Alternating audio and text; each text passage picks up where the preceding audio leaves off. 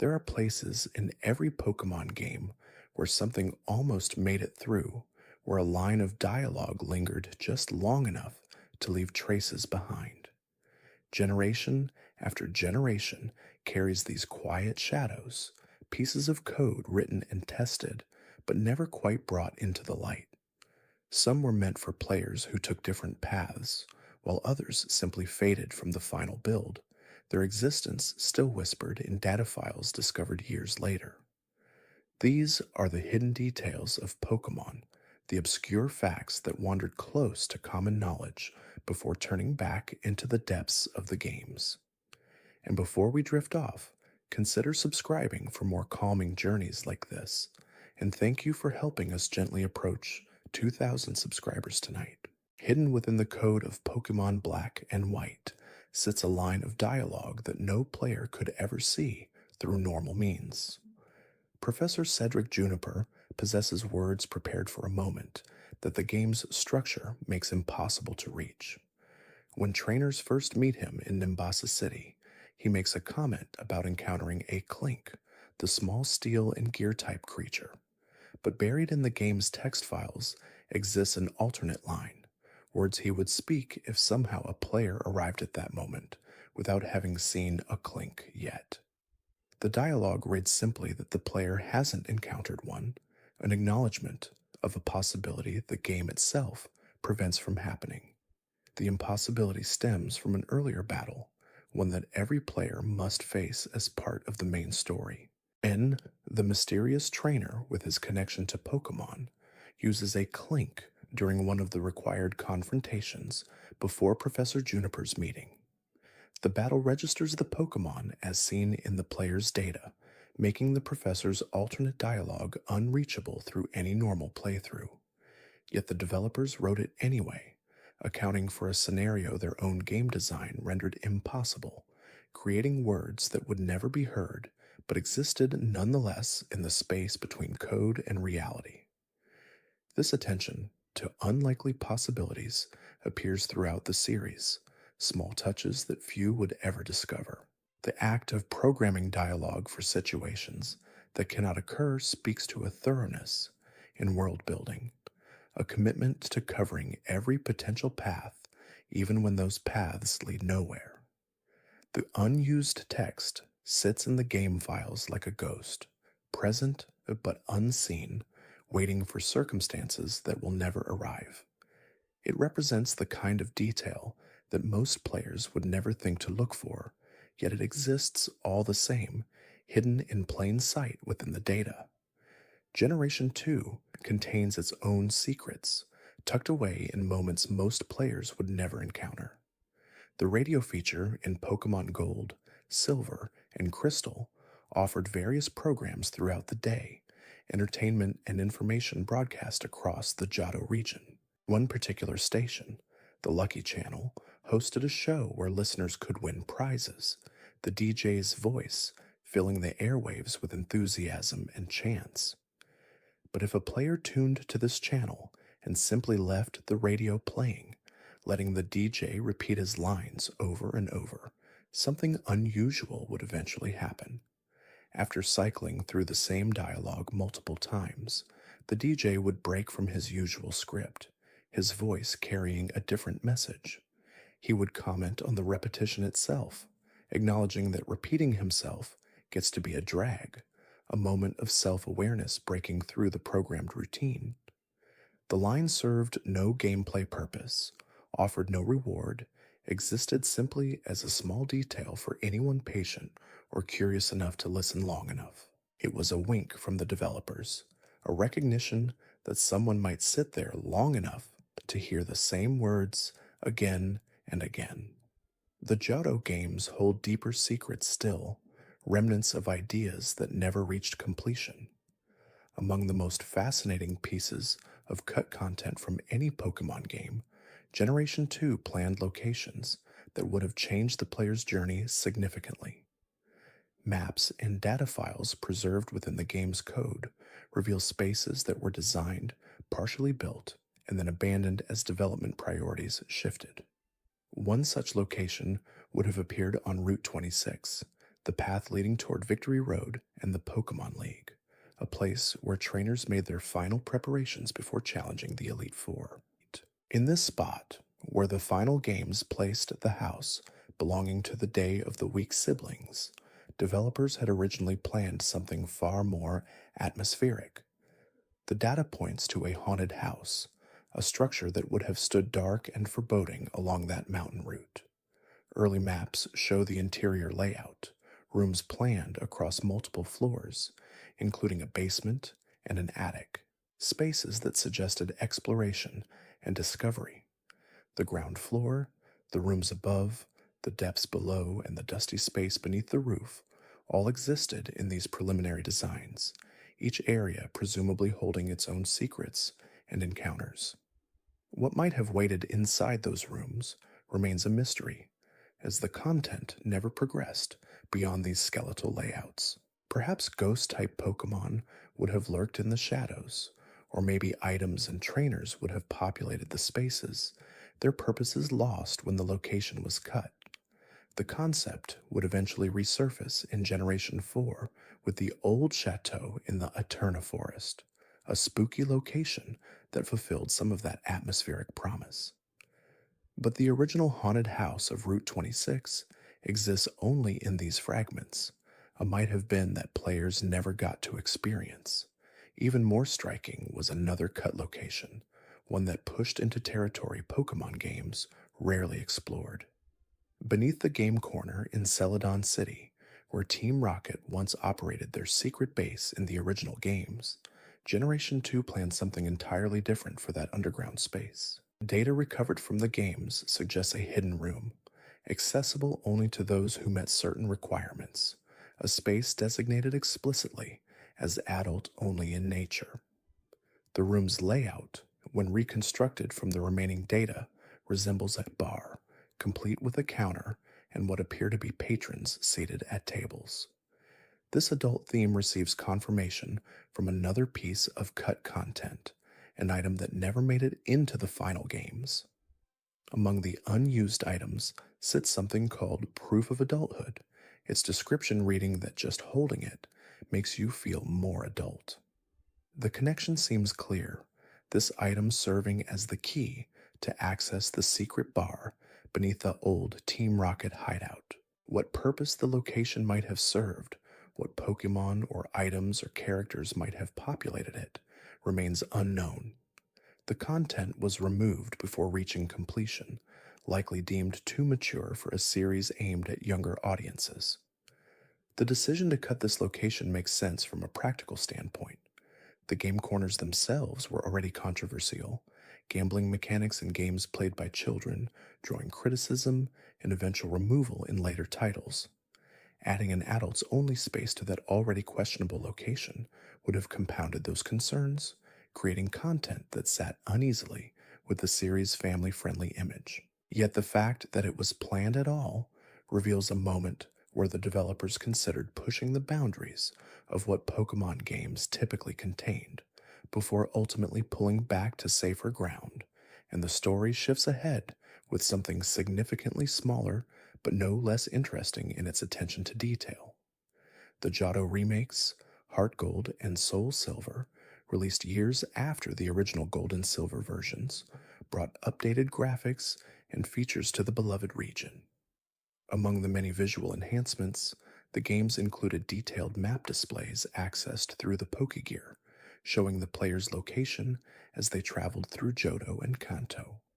The player character appeared as a small icon on these maps, a simplified representation that made navigation easier. But within this simple feature existed a subtle detail that most players never noticed, a difference so minor it required careful observation to spot. When viewing the map through the Pokégear's normal display, the protagonist Ethan's icon appeared with his updated design, the visual style introduced in the remakes. His hat bore the design that Generation 4 had given him, the newer interpretation of the classic trainer. However, when accessing maps through a different menu, specifically when viewing Pokemon habitat information in the Pokédex, Ethan's icon changed. In those displays, His hat reverted to its Generation 2 design, the original style from gold and silver. The difference was small, just a few pixels in the icon's appearance, but it represented a choice to preserve both versions of the character. This dual representation suggests either an intentional Easter egg for observant players, or perhaps simply an oversight where two different icon versions existed in the game's files and got used in different contexts. Either way, it created a small inconsistency that went largely unnoticed, a detail that required specific circumstances to even observe. The fact that both designs coexisted within the same game, displayed in different contexts, speaks to the layers of content built into these experiences, where even the smallest icons carried multiple versions, depending on where and how they appeared. The Alola region first appeared in Pokémon Sun and Moon, introducing players to a tropical setting inspired by Hawaii, with its island challenges and unique regional forms. The name Alola became synonymous with this seventh generation, a word that captured the spirit of the islands and their culture. But that name, or something very close to it, had existed in gaming long before Pokemon trainers ever set foot on Melamele Island. Nearly 2 decades before Alola's introduction in 2016, another game had used a similar name for very different purposes. Dragon Quest V, released in the early 1990s, featured a monster called a hooligan, a creature that appeared among the game's many fantastical beings. The Japanese name for this monster translated to Aurora, spelled slightly differently from Alola, but pronounced nearly identically. The connection seems purely coincidental, as nothing about the Dragon Quest creature related to the eventual Pokémon region beyond this phonetic similarity. Yet it remains an interesting quirk of gaming history that the name existed in another RPG series long before Game Freak chose it for their island paradise.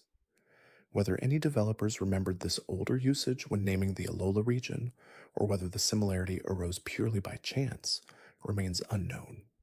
The word itself carries meaning in Hawaiian culture, separate from either game's usage, making it a natural choice for a region inspired by those islands. But the fact that something so similar had appeared in Dragon Quest creates a small connection between two of gaming's most beloved RPG franchises, a shared thread of nomenclature spanning decades and contexts, even if that sharing happened by accident rather than design, and attention drifts now toward details found not in planning stages or cut content, but in the finished games themselves. Within Pokémon X and Y, players explore the Kalos region, its diverse environments ranging from bustling cities to quiet routes. Among the gyms scattered across this France-inspired region stands Lavere City's gym, home to Valerie and her fairy-type specialists. Outside this gym, decorative elements reflect the fairy-type theme, mushrooms, and whimsical design creating an atmosphere of magic and nature. One particular mushroom, larger than the others, sits prominently in the area, seemingly just another piece of environmental decoration. But this mushroom holds a secret that most players walk past without discovering. If a player positions their character just right and presses the button to interact, the trainer doesn't just examine the mushroom or walk past it. Instead, the character sits down on top of it, perching on the giant fungus as if it were a seat. No prompt appears to indicate this possibility. No visual cue suggests the mushroom serves as anything other than decoration. Only through experimentation or accident would players discover this hidden interaction, finding a moment of whimsy tucked into the environment. The character sits there peacefully, the game continuing around them, a small detail that serves no gameplay purpose but adds a touch of personality to the location. This kind of environmental interaction appears occasionally throughout the Pokémon series, small touches that reward curiosity and exploration.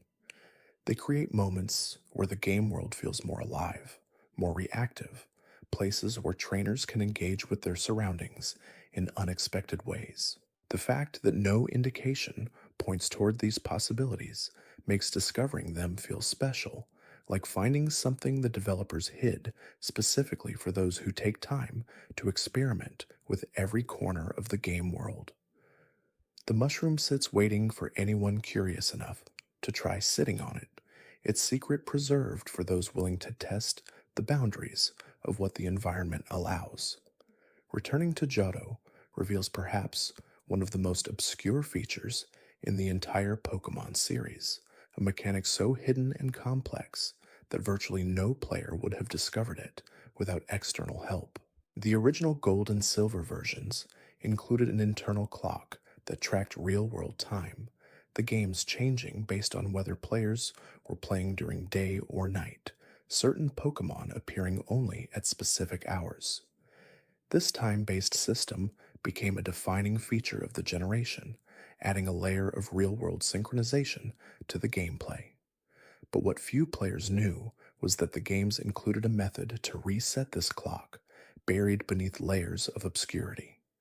Accessing this feature required specific button inputs on the title screen, pressing down, select, and B simultaneously to bring up a hidden menu.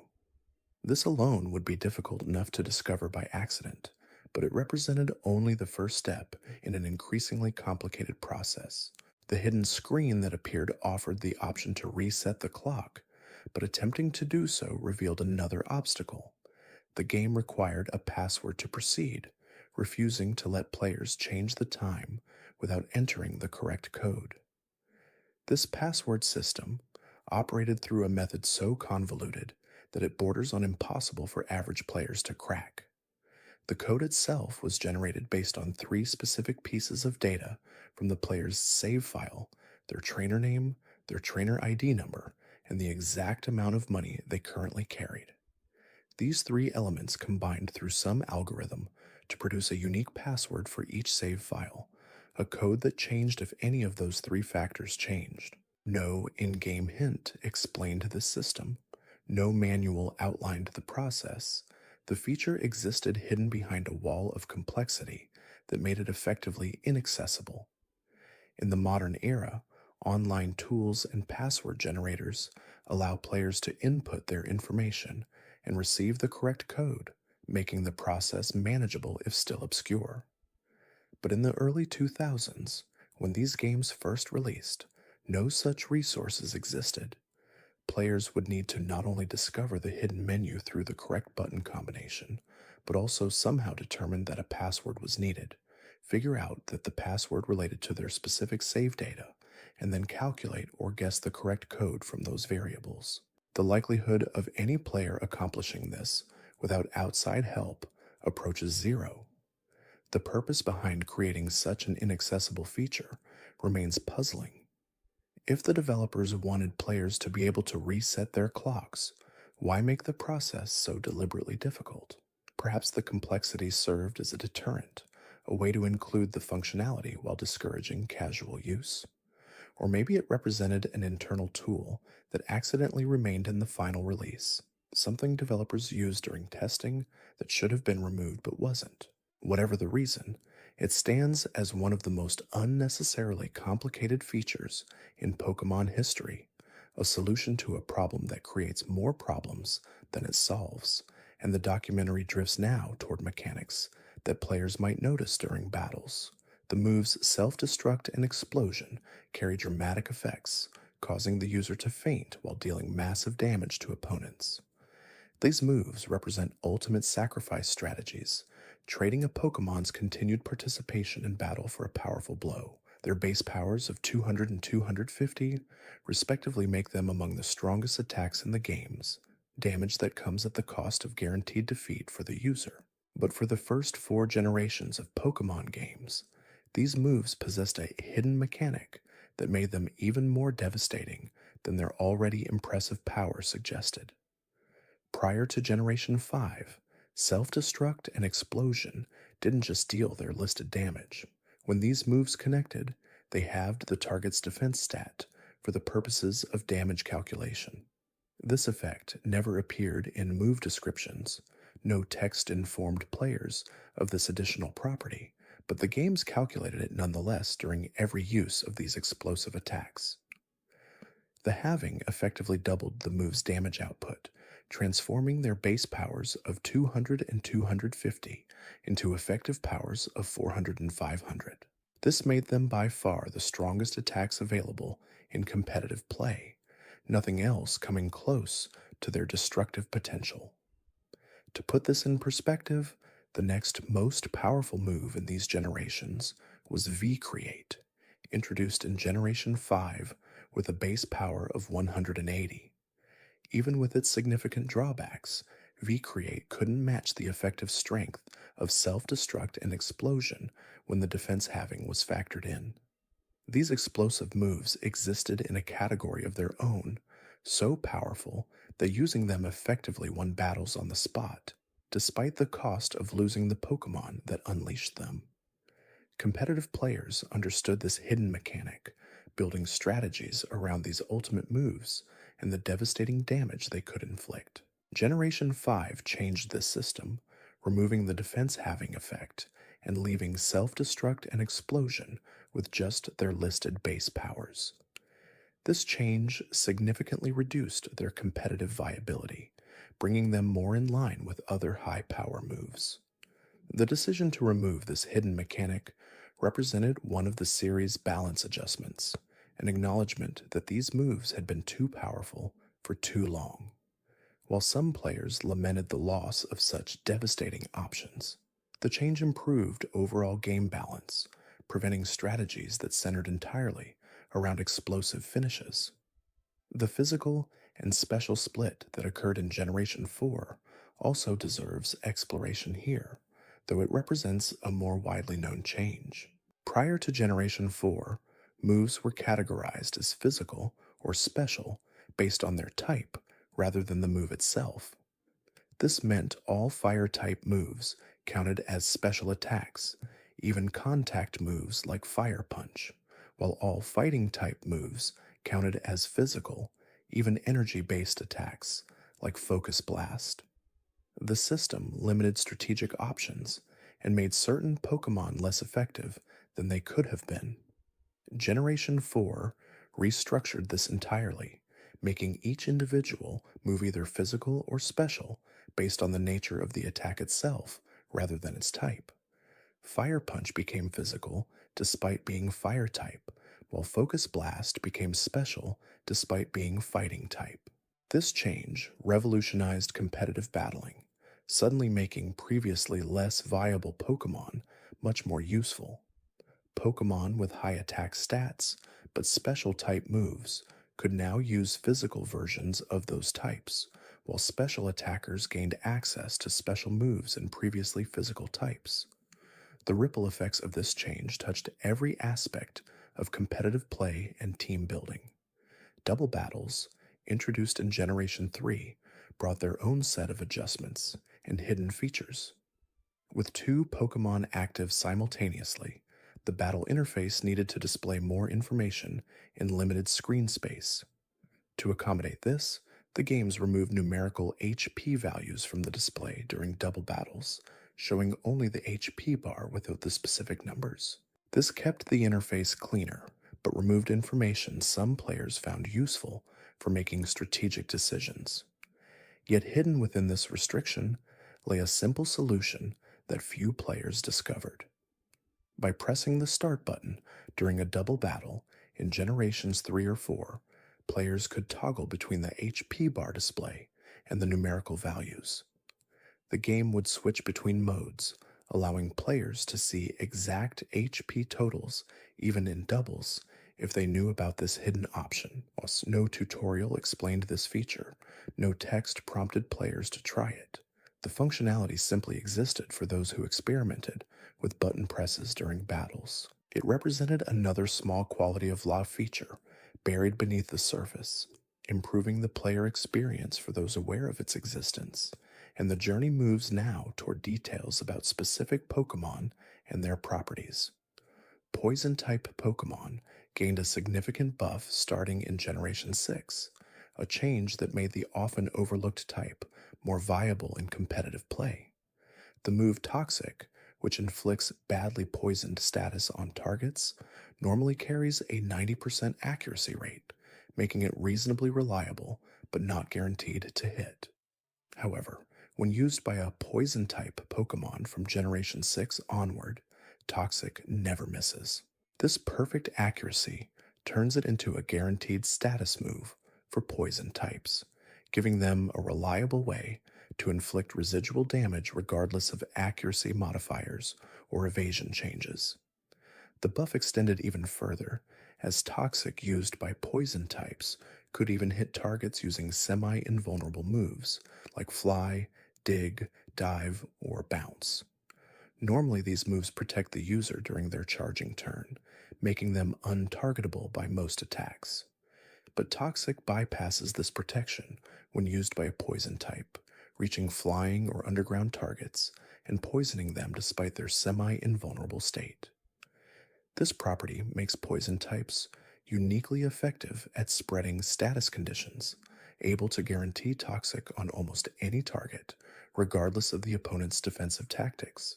The reasoning behind this buff likely stemmed from poison types' historically weak position in competitive play.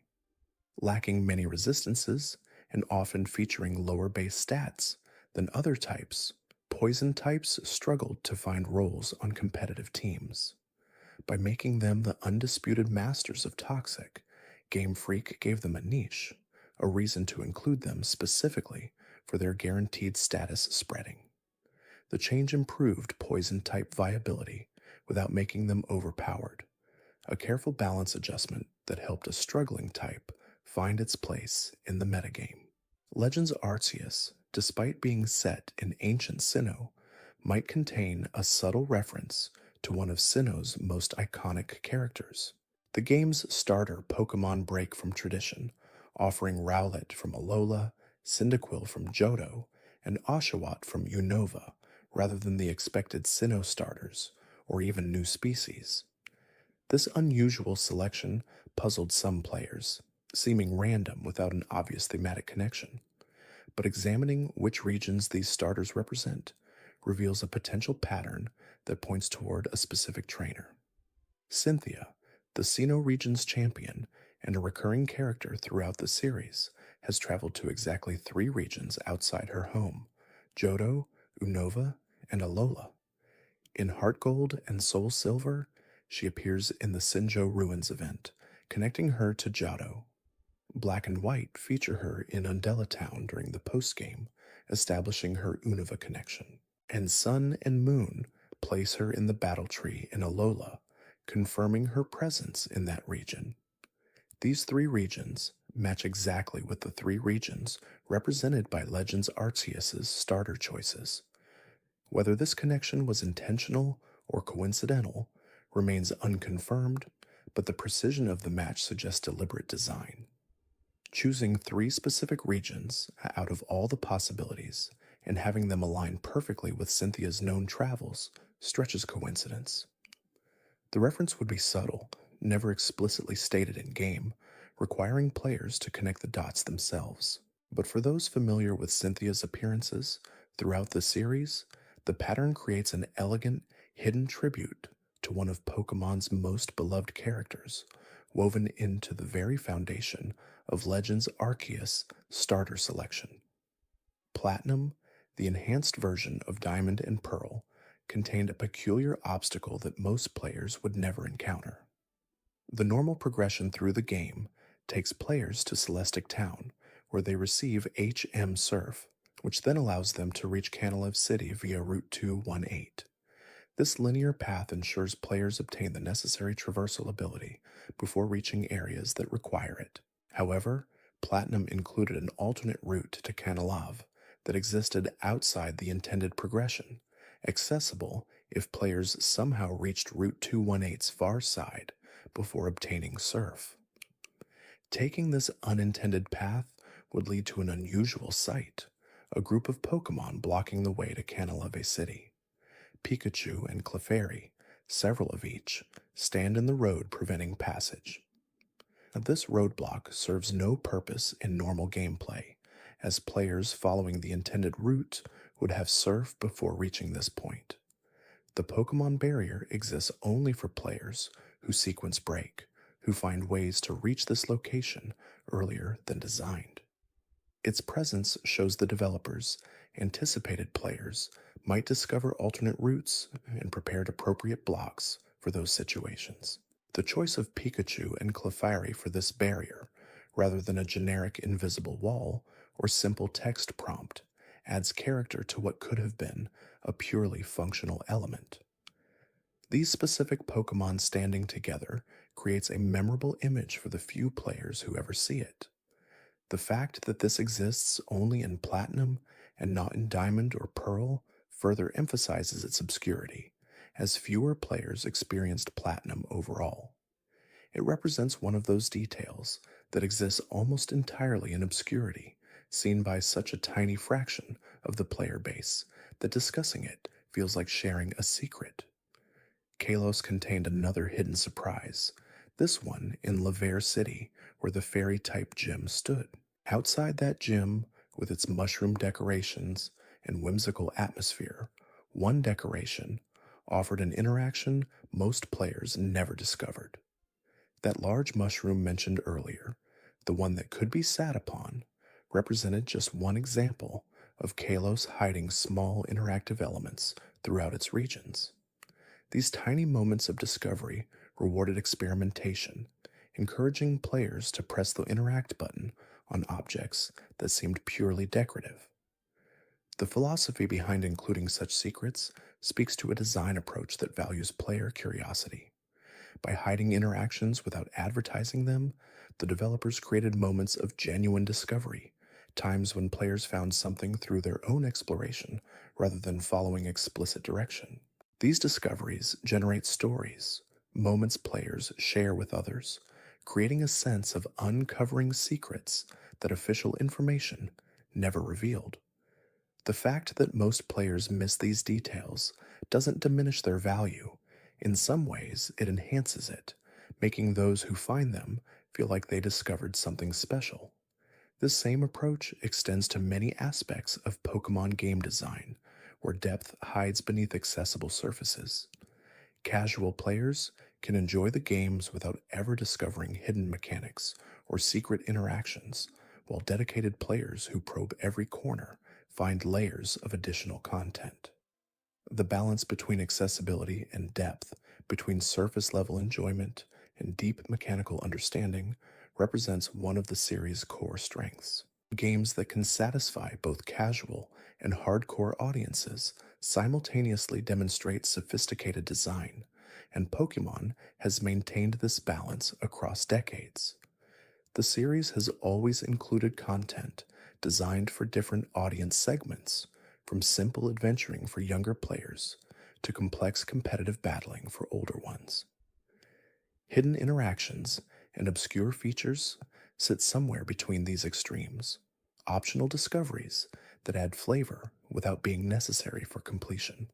They reward the naturally curious, those who try sitting on every object or talking to every NPC multiple times. These players find secrets that others miss, creating a personalized experience unique to their playstyle. Generation 1's programming quirks and glitches have been documented extensively, but later generations maintained their own oddities, though typically less game-breaking than the infamous missing no and item duplication bugs. The transition from Generation 2 to 3 required rebuilding the game's engine from scratch for new hardware, leaving behind decades of accumulated code oddities, but introducing new programming challenges. Each generation since has built upon and refined these systems, gradually eliminating bugs while occasionally introducing new ones. The commitment to maintaining compatibility across generations creates additional complexity, as changes to core mechanics can't break interactions with previous games. When possible, trades and transfers allow Pokémon to move forward through generations, carrying their data from old games to new ones. This requires careful planning to ensure moves, abilities, and stats translate correctly across different system designs. Sometimes this process reveals bugs or unintended interactions, as mechanics that worked perfectly in isolation clash when combined with new generation features.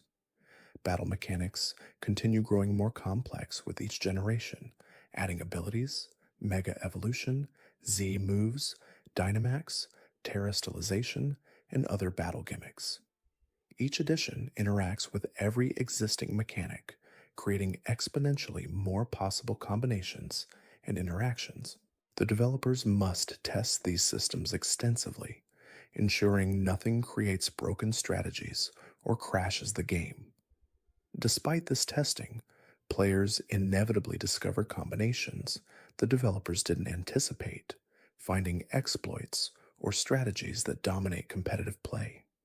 The metagame shifts constantly as players optimize strategies and adapt to new threats, and Game Freak responds with balance patches in modern titles, adjusting move powers, ability effects, and Pokemon stats to maintain competitive health.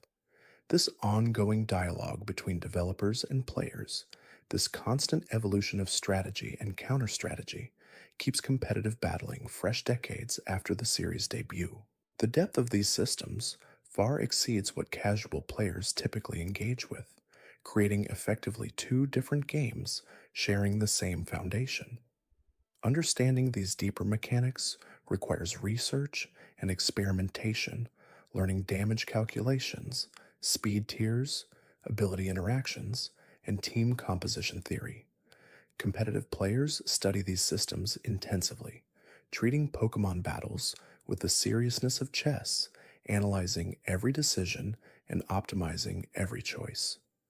Meanwhile, casual players enjoy the games without engaging with this complexity, catching Pokemon they find appealing and battling without concerning themselves with optimized strategies. Both approaches are valid, both are supported by the game's design, showcasing the series' remarkable ability to serve multiple audiences simultaneously. The Pokédex itself contains countless details worth exploring, entries that reveal strange or unsettling facts about seemingly innocent creatures. Some entries describe Pokemon engaging in disturbing behavior, others reveal tragic backstories, and some simply present information so bizarre it strains believability. These entries add depth to the world, making Pokemon feel like actual creatures with their own ecologies and behaviors rather than just battle tools. Reading through complete regional dexes reveals how much thought goes into each species' design and place in the world. Consider entries describing Pokemon that kidnap children, or species that explicitly die or kill others, or creatures whose entire existence centers on suffering or causing suffering. These darker elements that contrast sharply with the series' generally upbeat tone, creating uncomfortable moments when players actually read and consider the implications of dex descriptions. A game marketed toward children includes casual references to death, predation, and horror, details easy to overlook, but present nonetheless for those paying attention.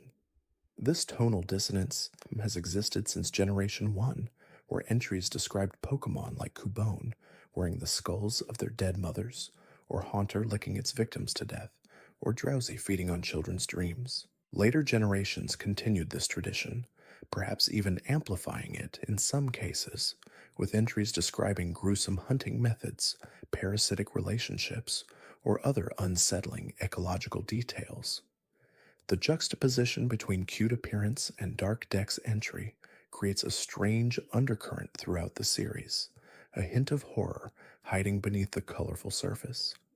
Whether this was intentional world building designed to add edge and depth, or simply writers including whatever ideas seemed interesting without considering the broader implications, remains unclear. The result creates a world that feels more complex and lived in than if every Pokemon was purely innocent and harmless. These dark details suggest actual ecosystems where predators hunt prey, where death is natural and common, where existence isn't purely sunshine and friendship. They make the Pokemon world feel real despite its fantastical elements, grounding it in biological reality even as it presents impossible creatures. The trading system has evolved significantly across generations, from link cables requiring physical connection between Game Boys, to wireless communication, to internet based global trading in modern titles. Each advancement expanded possibilities, allowing players to connect with others across greater distances and access broader pools of potential trades. The shift from local only to global connectivity fundamentally changed how players built their collections, making version exclusive Pokemon and trade evolutions more accessible, while also introducing new challenges like trading scams and hacked Pokemon. Wonder Trade in Generations 6 and 7, later replaced by Surprise Trade, represented a significant addition to trading mechanics, allowing players to send Pokemon into a pool and receive random returns from other players worldwide. This system encouraged generosity, as sending out rare or valuable Pokemon meant some random player somewhere would receive an unexpected gift. It also became a dumping ground for common Pokemon players wanted to dispose of, creating an unpredictable mix of experiences. Some players received rare starters or version exclusives, while others got endless Zigzagoon and Bidoof. The social aspect of trading has always been central to Pokemon's design. The series built from the beginning around the concept of connecting with others to complete collections and evolve certain species. This forced social interaction served multiple purposes, creating schoolyard discussion and trading, encouraging friendships to form around a shared interest, and making certain goals achievable only through cooperation. The need to trade for version exclusives gave players reasons to seek out others who bought the opposite version, while trade evolution requirements meant even solo players needed outside help occasionally. Version differences themselves represented a fascinating design choice, splitting each generation's main releases into two nearly identical games with minor differences in available Pokemon and sometimes slight story variations. This approach guaranteed that no single player could complete the Pokédex alone, requiring trading with others who bought the alternate version. From a business perspective, this encouraged multiple sales within friend groups and families, but it also served that social design goal, making interaction not just encouraged, but necessary for full completion. The choice of which Pokemon to make version exclusive often seems arbitrary, though occasionally patterns emerge based on thematic or aesthetic parallels between version paired species. Red and Blue split their exclusives along generally thematic lines, though these weren't always perfectly matched. Later generations refined this, often creating more obvious counterparts between version exclusives. Gold and Silver even made their legendary trio split between versions, with Raikou, Entei, and Suicune roaming Johto but with different encounter details between versions. Regional forms introduced in Generation 7 added another layer to this, creating alternate versions of existing Pokemon that only appeared in specific regions. Alolan forms reimagined Kanto Pokemon with new types and appearances adapted to tropical island life, while Galarian forms later did the same for various species in Galar. These regional variants expanded the design space, allowing Game Freak to revisit and reinterpret older Pokemon without replacing or invalidating the originals.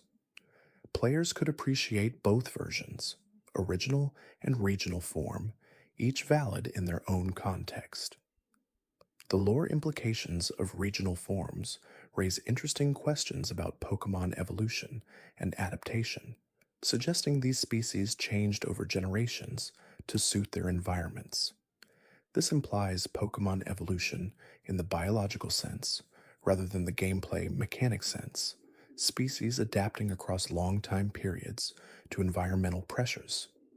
The games don't deeply explore these implications, presenting regional forms as simply existing without detailed explanation of how or why they developed. This leaves room for players to theorize and imagine the evolutionary histories that led to such dramatic differences. Shiny Pokemon represent another collecting goal layered atop the base completion objectives, palette swapped variants so rare that encountering one without specifically hunting for it borders on miraculous. The base odds of 1 in 4096 in modern games, or 1 in 8192 in earlier generations, makes shiny hunting an exercise in patience and persistence. Methods exist to improve these odds, from chaining to breeding with foreign Pokemon to shiny charms that boost encounter rates. But even with these tools, shiny hunting requires dedication. The existence of shinies adds long term goals for completionists while giving casual players the possibility of extraordinary luck. That moment when a random encounter suddenly sparkles with alternate coloring. These unexpected encounters create stories, memorable moments when a player stumbled onto something vanishingly rare without looking for it. Meanwhile, dedicated shiny hunters spend hundreds or thousands of hours methodically seeking specific shinies, treating it as a meditation or test of perseverance. Both experiences coexist within the same system, serving different player motivations. Some shiny color schemes improve upon originals, creating variants more visually appealing than base forms, while others disappoint with barely noticeable changes or ugly color choices.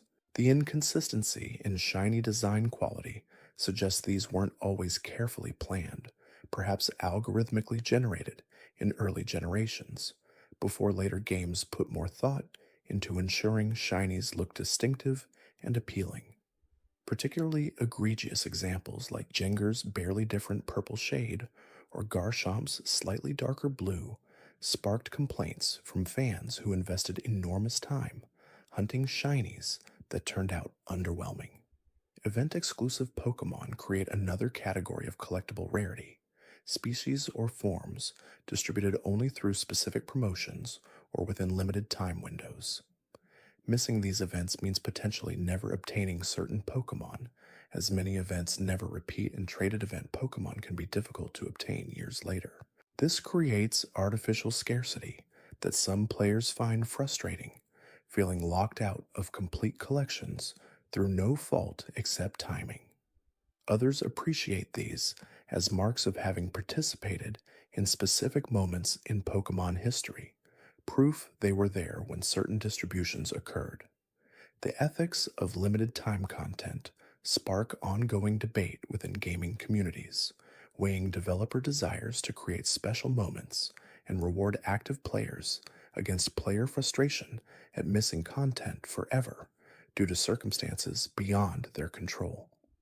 Pokemon has used event distributions extensively since early generations, from Mew in Generation 1 to countless mythical Pokemon across subsequent games. Some events required physical attendance at stores or special locations, while others distributed codes or used wireless distribution, each method with its own accessibility challenges. Modern games have reduced reliance on events somewhat, making more content accessible through normal gameplay or post game quests, but event exclusive mythicals persist as a series tradition. These typically powerful or unique Pokemon exist largely outside the main game's ecosystem, neither required for dex completion nor particularly integrated into the story, despite sometimes having significant lore.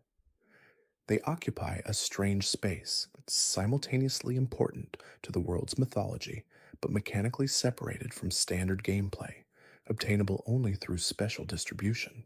Breeding mechanics have grown increasingly complex across generations, starting with Generation 2's basic egg system and expanding to include abilities, individual values, natures, egg moves, and various inheritance rules. Competitive players often spend more time breeding perfect Pokemon than actually battling, manipulating these systems to produce offspring with optimal stats, natures, abilities, and movesets. The process can take hours or days per Pokemon, depending on luck and desired outcome, turning breeding into a game unto itself.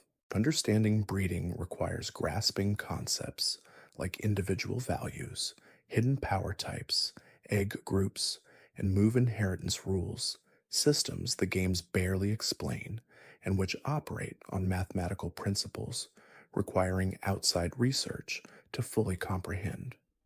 Casual players typically ignore these systems entirely, breeding only when necessary for dex completion or evolution, and not concerning themselves with perfect stats or egg moves. Competitive breeders, meanwhile, treat it with scientific precision, calculating probabilities and optimizing strategies to minimize time spent producing battle ready Pokemon. Generation 6 introduced super training, and later Generation 8 added mints and ability capsules, gradually reducing the importance of breeding by allowing more post capture customization.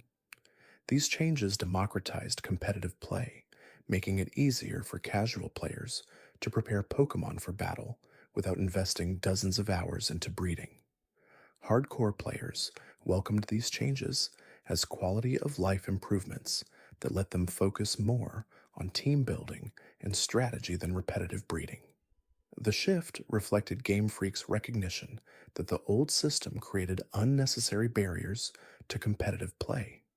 Natures affect stat growth, boosting one stat by 10% while reducing another by 10%, or in the case of neutral natures, affecting nothing. These personality traits add another layer of customization and optimization, with certain natures clearly superior for specific Pokemon based on their intended roles.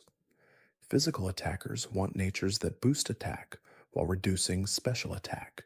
Special attackers want the reverse, and defensive Pokemon prioritize defensive stat boosts. Getting the right nature historically required catching or breeding many examples until one with the desired nature appeared. Abilities add even more complexity, with most Pokemon having two possible standard abilities, and many also having hidden abilities accessible only through special means. These passive effects range from minor statistical bonuses to game changing mechanics that define entire strategies. Certain abilities make Pokemon significantly more viable in competitive play, while others are nearly useless, and a Pokemon with the wrong ability might be unusable despite having perfect stats and nature. This makes ability manipulation important, requiring items like ability capsules to switch between standard abilities or complex breeding chains to pass down hidden abilities. The sheer amount of knowledge required to fully engage with Pokemon's deeper systems can feel overwhelming, particularly for newcomers trying to understand competitive play. Years of accumulated mechanics and changes mean even experienced players sometimes struggle to keep track of how everything works, leading to reliance on online resources and community guides. The games themselves rarely explain these systems in detail, expecting players to either figure them out through experimentation or seek outside information. This lack of in game explanation for complex mechanics represents a recurring criticism that Pokemon games don't properly teach their own systems, particularly those relevant to competitive play. While story mode can be completed without understanding individual values, natures, abilities, or breeding, players interested in post game content or competitive battling must seek external information. This barrier to entry potentially discourages casual players from engaging with competitive aspects, creating a divide between the story game and the competitive game. Conversely, some argue that complex systems don't need detailed in game explanation, that discovering and learning through community interaction is part of the experience. This perspective values the collaborative knowledge building that occurs when players share information, creating guides and resources for others. The incomplete official information forces players to engage with communities, experiment together, and collectively figure out how systems work, potentially creating stronger player connections than if everything was explicitly explained. The VGC format, Video Game Championships represents official competitive Pokemon, using doubles format with restricted team building rules that change yearly. This format differs significantly from singles play, more common on battle simulators, creating unique strategies and viability tiers. Pokemon strong in singles might be weak in doubles, and vice versa, as the presence of two Pokemon per side enables support strategies and multi target moves impossible in singles. Following VGC requires understanding both the current format's specific rules and the broader doubles metagame. Smogon, an unofficial but widely respected competitive community, maintains tier lists and rule sets for singles formats, creating multiple metagames divided by power level. Their system places Pokemon into tiers from Ubers down through various usage based categories, attempting to create balanced environments where different Pokemon are viable. This community driven approach to competitive organization exists separate from official VGC, creating alternate competitive scenes with different philosophies and playstyles. The divide between official and community competitive scenes sometimes creates confusion as they use different formats and rules, making Pokemon strong in one potentially weak in the other. Players focused on VGC might dismiss Smogon formats as irrelevant, while Smogon players might consider VGC too restrictive or commercial. Both perspectives have merit. Both scenes produce high level play and strategic depth. They simply represent different approaches to organizing competition within Pokemon's flexible battle system. Balance in competitive Pokemon remains perpetually imperfect, with certain species inevitably proving stronger than others, despite regular adjustments. Some Pokemon see consistent usage across years and formats, their combination of stats, typing, and available moves creating inherently strong foundations. Others rarely, if ever, see competitive use, their flaws too significant to overcome, despite potential interesting gimmicks or unique attributes. This disparity exists in all competitive games, perfect balance remaining theoretically impossible when dealing with hundreds of unique entities. Legendary and mythical Pokemon typically rank among the strongest, their boosted stats and unique attributes making them common sights in unrestricted formats. Restricted formats that limit legendary usage exist specifically to showcase non-legendary Pokemon that would otherwise be overshadowed. These formats create more diverse metagames where creative team building can succeed, as the ceiling of possible power is lowered by removing the absolute strongest options. Players often prefer restricted formats for this reason, enjoying the greater variety and less centralized metagames.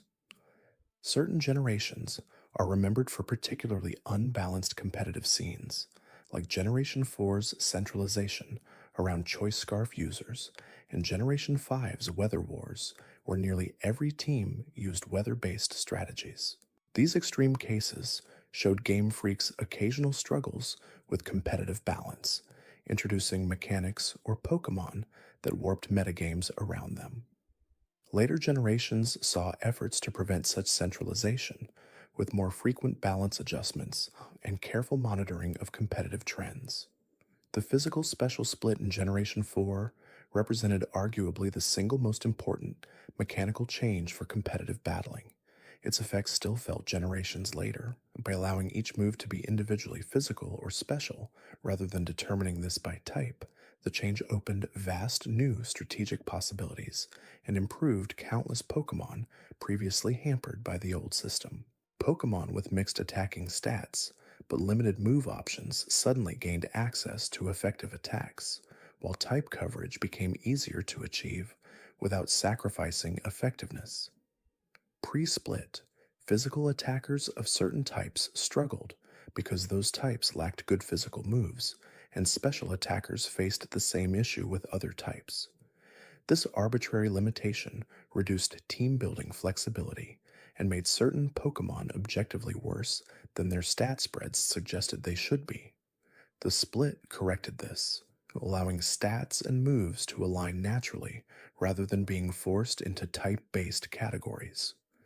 The change felt so natural and necessary that in retrospect the old system seems bizarre, an obvious flaw that required correction. Other mechanical changes have similarly improved the games over time, like Generation 5's infinite use TMs, removing the anxiety of using valuable one time moves, or Generation 6's experience, share rework making team training more convenient.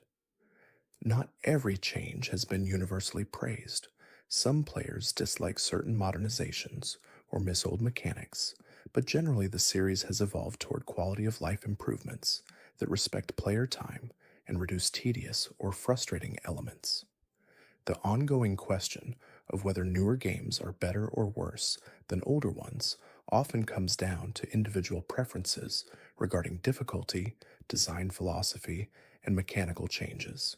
Older games had certain rough edges and inconveniences that modern entries have smoothed, but some players prefer those rougher experiences, feeling they provided better satisfaction through increased challenge. Newer games prioritize accessibility and reducing grinding, which some celebrate and others criticize as making things too easy. Neither perspective is objectively correct. Both represent valid preferences about game design philosophy. Nostalgia inevitably colors these discussions, as many players' first Pokemon experiences occurred during childhood with whatever generation was current then. Those initial games often hold special places in memory, their flaws forgiven or forgotten, while their positive aspects are remembered fondly. Objective comparison becomes difficult when subjective experience and emotional attachment influence perception so strongly. Someone whose first game was Ruby might consider Generation 3 the peak despite its lack of physical special split, while another who started with Platinum might find pre split mechanics frustratingly limiting. The soundtrack across generations deserves recognition for creating iconic music that defines each region. From Kanto's simple but memorable Game Boy themes to modern orchestral arrangements, Pokemon music has consistently delivered memorable compositions. Certain tracks become synonymous with their locations or situations, like Lavender Town's unsettling melody or Champion Battle theme's intensity. The music enhances atmosphere and emotional impact, turning key moments into lasting memories supported by sonic identity. Route themes often receive less attention than town or battle music, but these tracks players hear most during normal gameplay. A good route theme needs to be pleasant enough to not become annoying through repetition while still being interesting enough to enhance the journey. Different generations approach this differently, some using few route themes with variations, others creating many distinct compositions. The balance between variety and consistency helps establish regional identity, with Hoenn's frequent use of trumpet establishing immediate audio recognition. Battle themes follow patterns established early in the series, with distinct compositions for wild battles, trainer battles, rival battles, gym leaders, evil team encounters, and various legendary or important battles. This audio hierarchy helps players immediately understand situation importance based on which music plays. Hearing a legendary theme signals something special, while standard wild battle music indicates routine encounters. The musical language of Pokémon has become so established that players instantly recognize these situations across generations, despite different specific compositions. Game Freak's internal culture and development philosophy remains mostly mysterious to outside observers, occasional interviews providing glimpses, but comprehensive understanding remaining elusive. The company clearly values traditions while also pursuing innovation, balancing series staples with new mechanics each generation. How they decide which features to keep, modify, or remove, what philosophy guides their changes, remains largely unknown beyond speculation based on observed patterns across releases. The timeline of Pokemon development raises questions about how Game Freak manages overlapping projects and when decisions get made regarding future generations. Presumably, they work on multiple projects simultaneously, with one game in late development, while another begins planning, while yet another exists in early concept stages. This pipeline approach allows regular releases, but requires careful coordination to ensure consistency and that lessons learned in one generation inform the next. The specific details of how this process works remain private company information. Staff changes over the decades mean current Game Freak differs significantly from the team that created Generation 1, raising questions about institutional knowledge and design philosophy continuity. How much influence do original creators still have? How much has the philosophy evolved with new team members bringing different perspectives? These questions lack definitive answers. The games themselves show both consistency and evolution, suggesting core design principles persist while allowing interpretation and innovation within those bounds. The relationship between Game Freak, Nintendo, and the Pokémon Company creates a complex development and publishing structure unique among major game franchises. This arrangement affects everything from development resources to release schedules to platform choices. Understanding who controls what aspects of the franchise requires parsing corporate structures and partnership agreements, generally not public knowledge. This complexity occasionally surfaces when questions arise about why certain decisions were made, with finger pointing between entities suggesting responsibility is genuinely unclear even to those involved. Pokemon's international nature, releasing in Japanese initially then localizing for global markets, creates additional challenges and occasionally interesting changes between versions. Translation isn't simply converting words, but adapting cultural references, humor, and concepts to make sense to different audiences.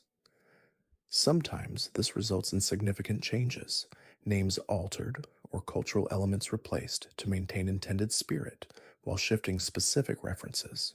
These localization choices occasionally spark debate about faithfulness versus adaptation, whether maintaining original meaning or making content accessible matters more. Certain Pokemon names changed dramatically between Japanese and English versions, sometimes losing clever wordplay or cultural references that don't translate. Other times, localized names improve on originals, creating more memorable or appropriate names for international audiences. Comparing names across languages reveals interesting patterns in how different regions approach Pokemon identity, what sounds and concepts they emphasize, creating parallel nomenclatures that share design foundation but diverge in linguistic expression. The anime's influence on the games, despite being officially adapted from rather than informing them, occasionally appears in small references or design choices. Certain Pokemon received evolutions or forms clearly inspired by anime popularity, while others had movesets or characteristics adjusted to match anime portrayals. This feedback loop between game and adaptation creates interesting dynamics where each influences the other, despite nominal hierarchy placing games as primary canon. Pikachu's status as franchise mascot stems partly from anime success, the character's prominent role and personality there, creating recognition that influenced game development. Yellow version explicitly referenced the anime, with starter Pikachu and rival receiving Eevee, while Let's Go games expanded this concept into full remakes built around anime-influenced mechanics. This represents the clearest example of anime retroactively affecting game design, choices made in adaptation feeding back into source material. Detective Pikachu's live-action film and game spin-off showed Pokemon's potential beyond traditional RPG formats, exploring different genres and tones while maintaining franchise identity. The success of different interpretations proves the flexibility of Pokémon as a concept, able to support varied gameplay styles and narratives while remaining recognizable. This has led to increasing willingness to experiment with spin offs, from photography games to mystery dungeons to various puzzle games, each finding their own audiences while expanding the franchise's reach.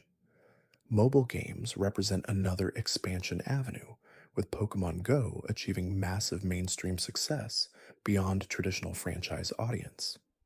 The location based gameplay and augmented reality features created entirely new ways to interact with Pokemon, making the catching and collecting aspects tangible in the real world. While mechanically simple compared to main series games, Go succeeded by focusing on specific appealing elements and making them accessible to casual mobile audiences. Its success demonstrated Pokemon's potential in markets beyond dedicated gaming hardware. The franchise's multimedia nature means Pokemon exists simultaneously across games, anime, manga, trading cards, merchandise, and various other media. Each interprets the core concept differently while maintaining enough consistency that they're clearly the same franchise. This transmedia approach creates multiple entry points for audiences. Someone might discover Pokemon through cards, then move to games, or watch anime and never play games, but still be Pokemon fans. The flexibility of the concept enables this breadth. Trading cards deserve special mention as their own massive phenomenon, the Pokemon TCG existing as a deep, competitive game separate from video games while sharing terminology and concepts. Card game mechanics bear little resemblance to battle mechanics in games, creating essentially parallel interpretations of Pokemon battles with completely different rules and strategies. Despite this divergence, the card game maintains strong connection to source material through artwork, Pokemon selection, and thematic elements.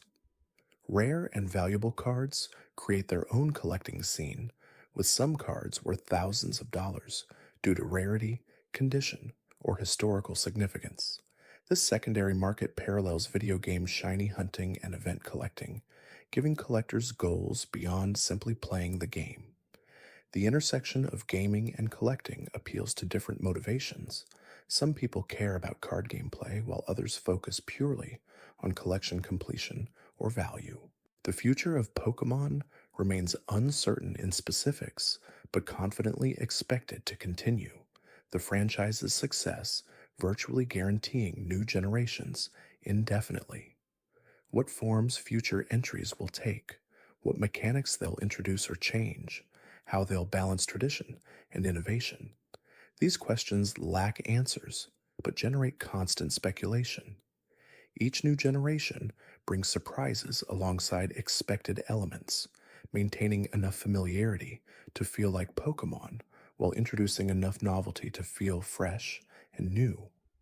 Speculation about Generation 10's region, starters, gimmicks, and features runs rampant in community spaces, fans analyzing patterns and possibilities to predict what might come next. These predictions are usually wrong in specifics, but show the engagement and anticipation surrounding new releases. The speculation itself becomes part of the experience, the months before announcements filled with theories and wish lists that shape expectations and generate discussion. Looking back across all generations reveals how far the series has come, from simple monochrome Game Boy games to modern 3D adventures on powerful hardware. The technological progression enabled increasingly ambitious designs while maintaining core concepts that defined the franchise from the beginning. That persistence of identity, through dramatic technical and mechanical evolution, demonstrates strength in Pokemon's fundamental design, proof that the core concept remains compelling across decades and platforms. The human connection remains central through all these changes, Pokemon succeeding because it creates experiences people want to share with others. Whether trading, battling, comparing teams, discussing strategies, or simply talking about favorite species, Pokemon facilitates social connection in ways many games don't. This social dimension transforms single player adventures into shared experiences, individual journeys, becoming communal through discussion and interaction. Every player's relationship with Pokemon differs based on when they started, which games they played, what aspects appealed to them, and countless other personal factors. Someone who played Red and Blue as a child carries different memories and associations than someone who started with Sword and Shield, their Pokemon experiences shaped by different hardware, mechanics, and available species. These varied experiences coexist within the franchise, all valid, all part of what makes Pokemon meaningful to different people in different ways. The series' longevity means multiple generations have grown up with Pokemon, from original fans now in their 30s to current children discovering it for the first time. Parents who played as kids now introduce their own children to the franchise, creating familial traditions across generations.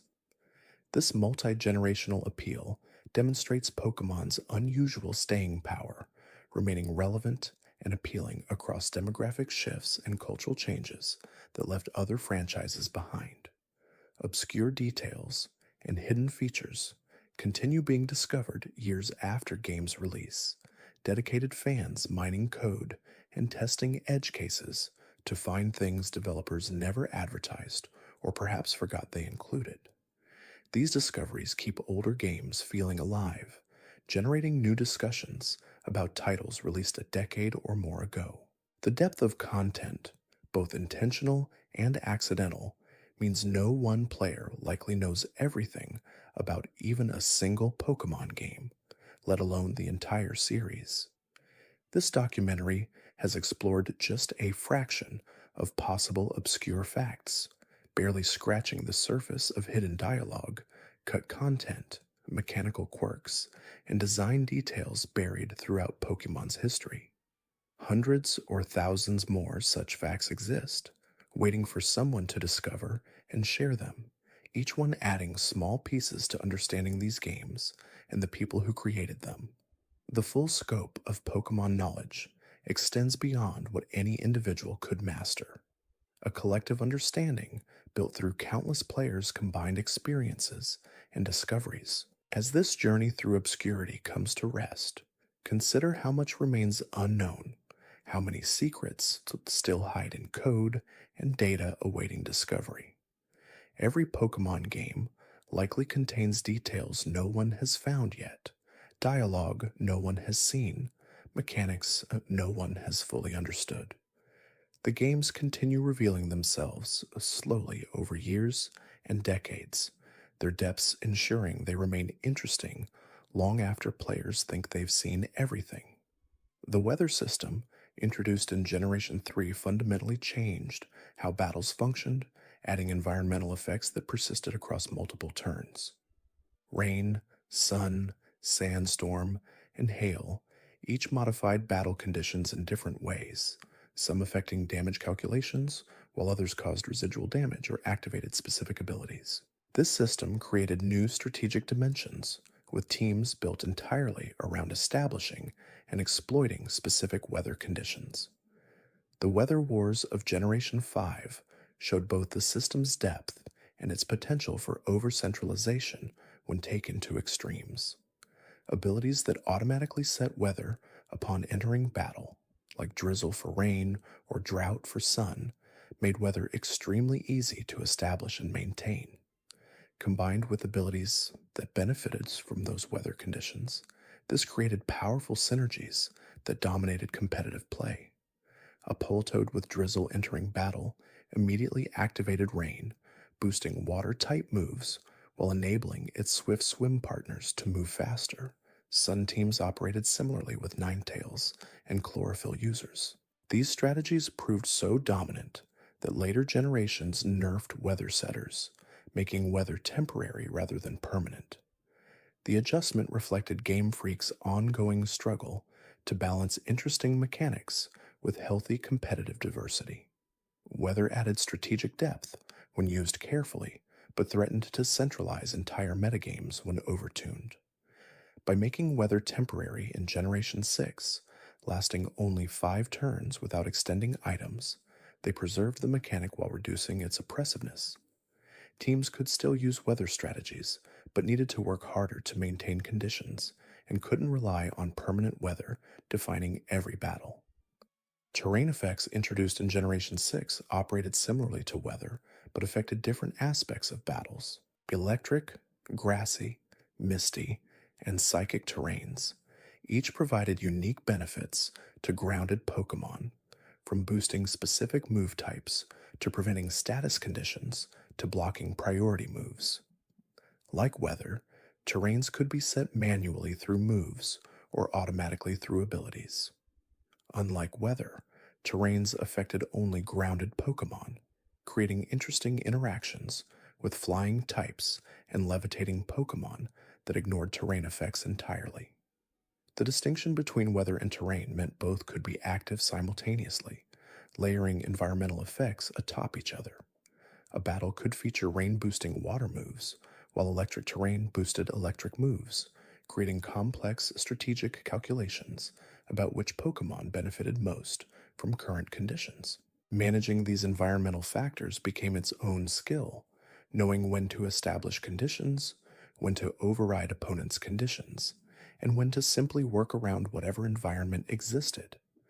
Trick Room deserves special mention as perhaps the most unique field effect, reversing speed order so slower Pokemon moved first.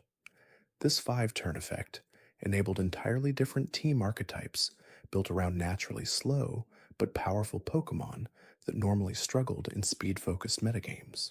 Trick Room teams required careful construction, as bringing too many fast Pokemon undermined the strategy, while dedicating too much to Trick Room made teams vulnerable when the effect ended or was prevented.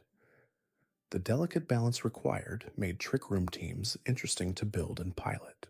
Gravity, another field effect, grounded flying types and removed levitation, making them vulnerable to ground moves while boosting move accuracy. This niche effect saw less usage than weather or terrain, but created interesting strategic options in specific situations.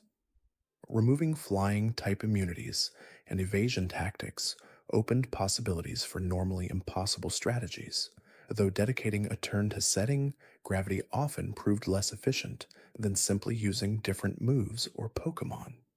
The existence of so many field effects and their interactions created complex strategic environments where multiple layers of conditions might be active simultaneously. Weather affecting overall battle conditions, terrain affecting grounded Pokemon specifically, and individual effects like Trick Room or gravity adding further modifications. Tracking all these conditions and understanding their interactions required significant knowledge, creating yet another aspect of Pokemon's hidden complexity. Held items represent another system casual players often ignore, while competitive players agonize over optimal choices. Items range from simple stat boosters to complex conditional effects that activate under specific circumstances. Choice items lock Pokemon into single moves, but provide massive stat boosts, creating risk-reward decisions about when to switch or commit. Life Orb increases damage but causes recoil, trading longevity for power. Focus Sash guarantees survival of one otherwise fatal hit when at full health, enabling strategies built around that guaranteed survival. Berries form their own item subcategory, consumable items, with varied effects from restoring health to curing status conditions to temporarily boosting stats. The specific berry chosen depends on team strategy and common threats, as berries only activate under specific conditions. A citrus berry restores health once when the holder reaches low HP, while stat-boosting berries activate when hit by super effective moves of specific types. Choosing the right berry requires predicting what situations will occur and which conditional activation will prove most valuable. Megastones in Generations 6 and 7 represented perhaps the most significant held item restriction, as Pokemon holding them couldn't use other held items but gained access to temporary Mega Evolution. This trade-off meant mega evolving Pokemon gave up item flexibility for dramatically increased power. Whether this trade was worth it depended on the specific mega and what items they'd otherwise want. Some megas were so powerful the loss of items mattered little, while others proved underwhelming compared to the same Pokemon with optimal items and no mega evolution. Z crystals in Generation 7 worked similarly, requiring specific held items to activate Z moves, those once per battle superpowered attacks. The decision of which Pokemon to give Z crystal and which to give normal items created strategic team building choices. A team might optimize around enabling one specific Pokemon to use a Z move at a crucial moment, while other team members used standard items. This created clearly defined roles and win conditions, strategies built around setting up scenarios where the Z move user could maximize impact. Dynamax in Generation 8 simplified this somewhat by removing the held item restriction, allowing Dynamaxed Pokemon to keep their items while accessing powered-up moves and HP boosts. This made Dynamax more flexible than Mega Evolution, or Z moves, though the 3-turn limit and restriction to specific areas prevented unlimited abuse. Competitive formats limited each player to Dynamaxing once per battle, making the decision of when and with which Pokemon to Dynamax strategic high points that often determined battle outcomes. These battle gimmicks, Mega Evolution through Z, moves to Dynamax to Terastallization, showed Game Freak's ongoing experimentation with temporary power boosts and strategic decisions around resource management. Each generation, since 6, introduced new gimmicks while leaving behind previous ones, creating distinct identities for each generation's competitive scene. Whether this constant reinvention improves the game or creates unwanted instability remains debated, with valid arguments on both sides. Egg moves add another layer to breeding complexity, moves Pokemon can only learn by inheriting them from parents. These moves often provide crucial coverage or utility options not available through normal level up or TM move pools. Obtaining desired egg moves requires breeding Pokemon from compatible egg groups, where one parent knows the desired move and can pass it to offspring. This can create complex breeding chains, where multiple generations of breeding are needed to get all desired moves onto a single Pokemon. The specific mechanics of egg move inheritance have changed across generations, sometimes in significant ways. Early generations required father to pass moves to offspring, limiting breeding options. Later generations allowed both parents to pass egg moves, and even enabled Pokemon to learn egg moves from other species in daycare, dramatically simplifying the process. These quality of life improvements made breeding less tedious while maintaining the system's strategic depth and importance to competitive preparation. Ball inheritance represents a minor but aesthetically important breeding consideration, as offspring inherit Pokeball types from parents under specific circumstances. Collectors sometimes breed specifically to get Pokemon in matching or thematically appropriate balls, creating additional breeding goals beyond just stats and moves. This aesthetic breeding exists entirely separate from competitive considerations, pursued by players who value visual customization and personal expression through their team's presentation.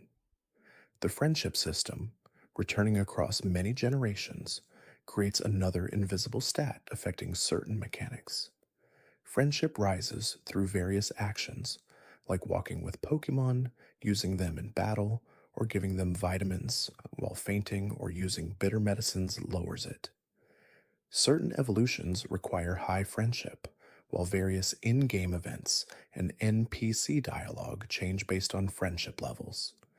The games rarely explicitly show friendship values, requiring players to consult NPCs who give vague approximations of current friendship. Return and frustration, moves whose power scales with friendship, provided the most direct gameplay impact of friendship values in battles.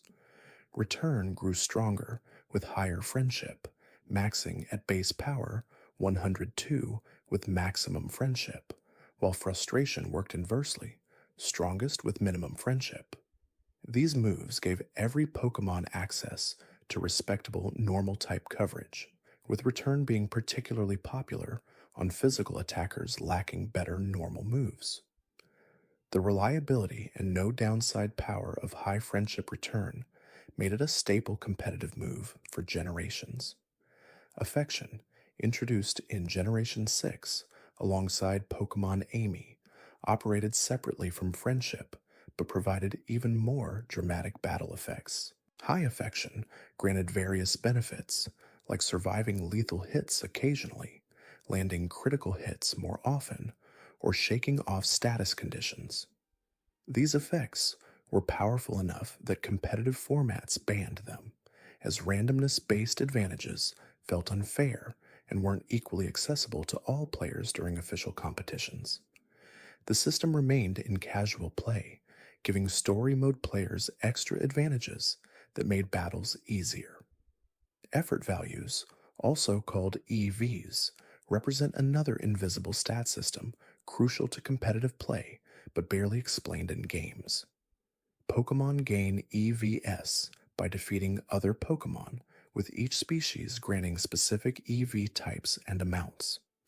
These accumulate over time, with every 4 EVs in a stat increasing that stat by 1 point at level 100, properly distributing the maximum of 512 total EVs across stats, with no more than 252 in any one stat, dramatically affects Pokemon's battle performance.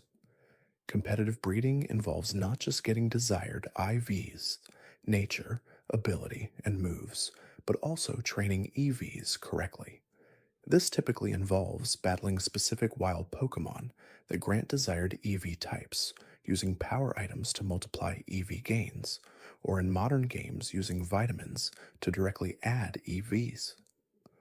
The training process is tedious but necessary, as improper EV distribution leaves Pokemon objectively worse than properly trained versions.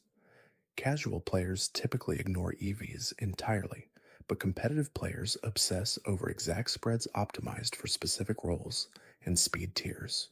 The existence of so many invisible stats and values creates a hidden game beneath the visible one, systems operating behind the scenes that dramatically affect performance but require external research to understand. This design choice creates accessibility for casual players who can ignore these systems while providing depth for dedicated players who optimize everything. Whether this approach succeeds or whether games should explain their own mechanics better remains philosophically debated in game design circles. Pokemon's approach of hiding complexity has allowed it to serve multiple audiences for decades, but not without criticism from those who feel intentionally obscured information creates barriers between casual and competitive play. The counter-argument holds that deep systems don't need explicit explanation, that discovering and understanding them is part of the experience. Both perspectives have merit, representing different philosophies about tutorial design and player education. Modern games have slowly improved system explanation through various means, from judge functions showing IV ratings to visible EV training progress. These changes make previously opaque systems somewhat more accessible without completely explaining everything. The balance remains imperfect, with some aspects well explained and others still requiring external guides, but progress suggests awareness that purely hidden systems frustrate players who want to engage more deeply. The move reminder and deleter, NPCs, in most games allowing players to relearn forgotten moves or delete otherwise undeletable HM moves, represent essential but often overlooked services. Their locations vary by game, sometimes hidden in obscure towns or requiring specific items to use. The move reminder particularly proves crucial for breeding, as egg moves or evolution moves missed can be relearned, preventing irreversible mistakes. Finding these NPCs and understanding their services creates another layer of knowledge required for full engagement with team building. Name raiders, NPCs, allowing nickname changes, serve similar purposes in fixing mistakes or personalizing teams. Their presence acknowledges that players might change their minds about nicknames or receive traded Pokemon with undesirable names. The restriction that traded Pokemon can't be renamed prevents grief in traded Pokemon markets, though it also frustrates players who want to rename legitimately obtained traded Pokemon. This represents one of many small design decisions balancing convenience against preventing abuse. The GTS, Global Trade Station, in generations where it exists, theoretically enables worldwide trading for completing Pokédex entries and obtaining desired Pokémon. In practice, it often filled with unreasonable trade requests, people demanding level 9 or under legendary Pokémon for common species, impossible trades that clogged the system. These impossible requests presumably served as some form of showing off, or perhaps resulted from misunderstanding how the system worked. Regardless, they made finding reasonable trades difficult, requiring patience to locate legitimate offers among the noise.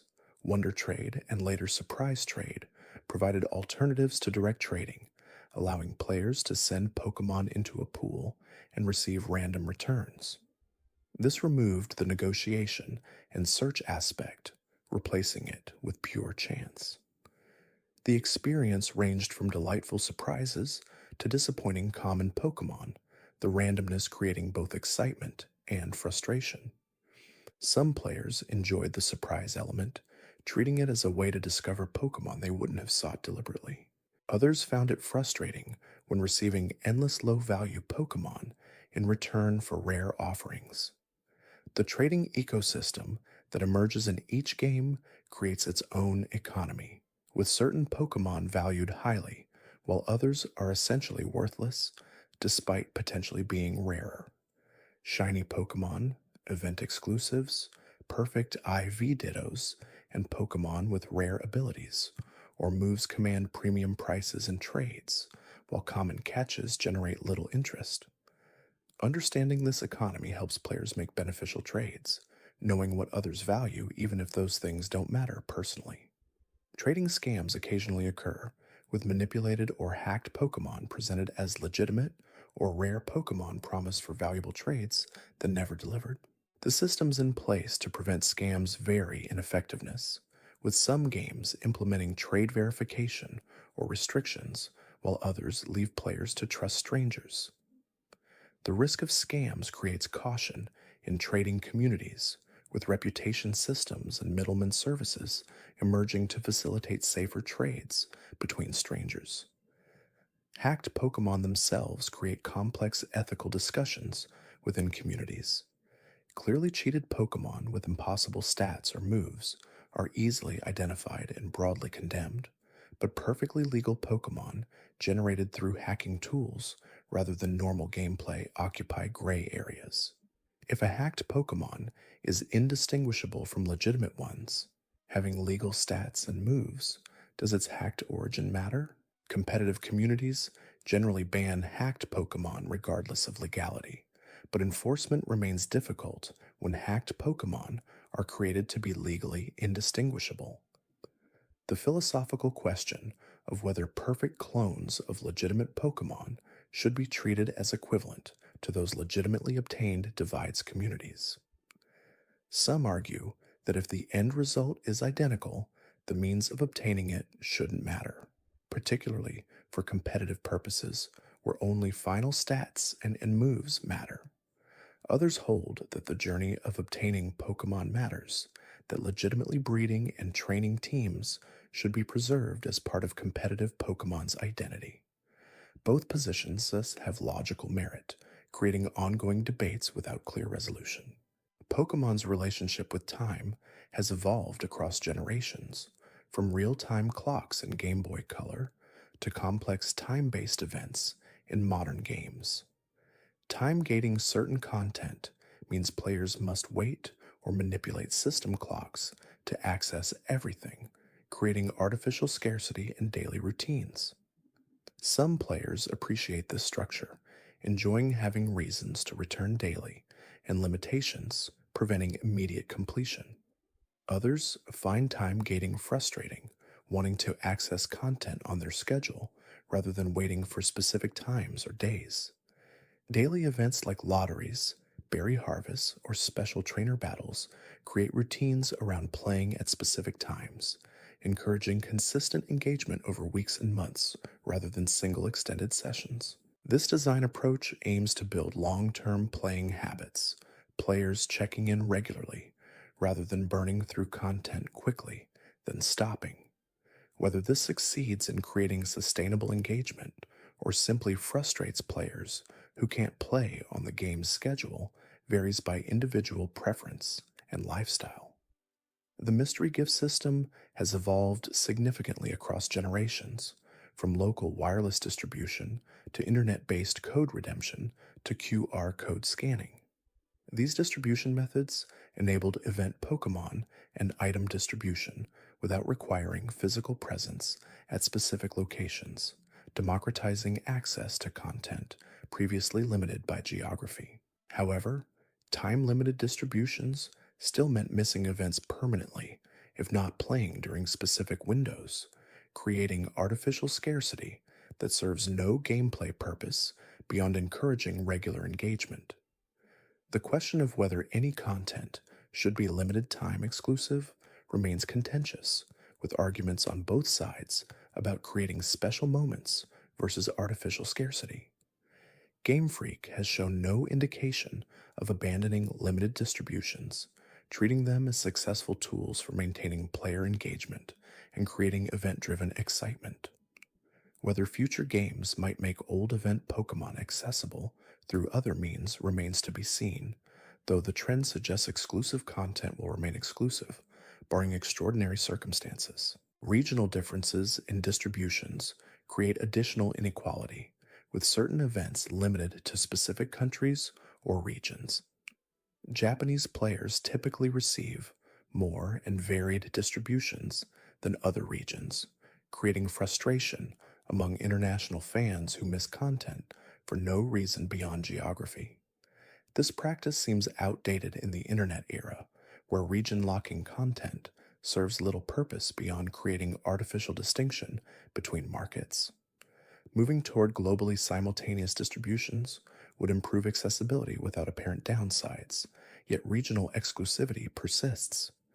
The concept of exclusive content itself, whether time based, region based, or purchase based, creates divided player bases between haves and have nots. Those who attended specific events or purchased certain products have access, others lack regardless of dedication or skill.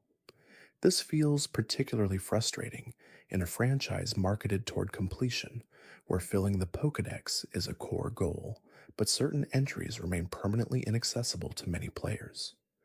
The tension between exclusive content as marketing tools and as barriers to completion seems likely to persist. Some exclusive Pokémon eventually become available through other means in later games or events, providing second chances for players who missed original distributions. However, this remains inconsistent and unpredictable, with some events never repeating while others recur regularly. Players have no way to know whether missing an event means permanent loss or just temporary unavailability, creating pressure to obtain everything immediately, rather than risk never having another opportunity.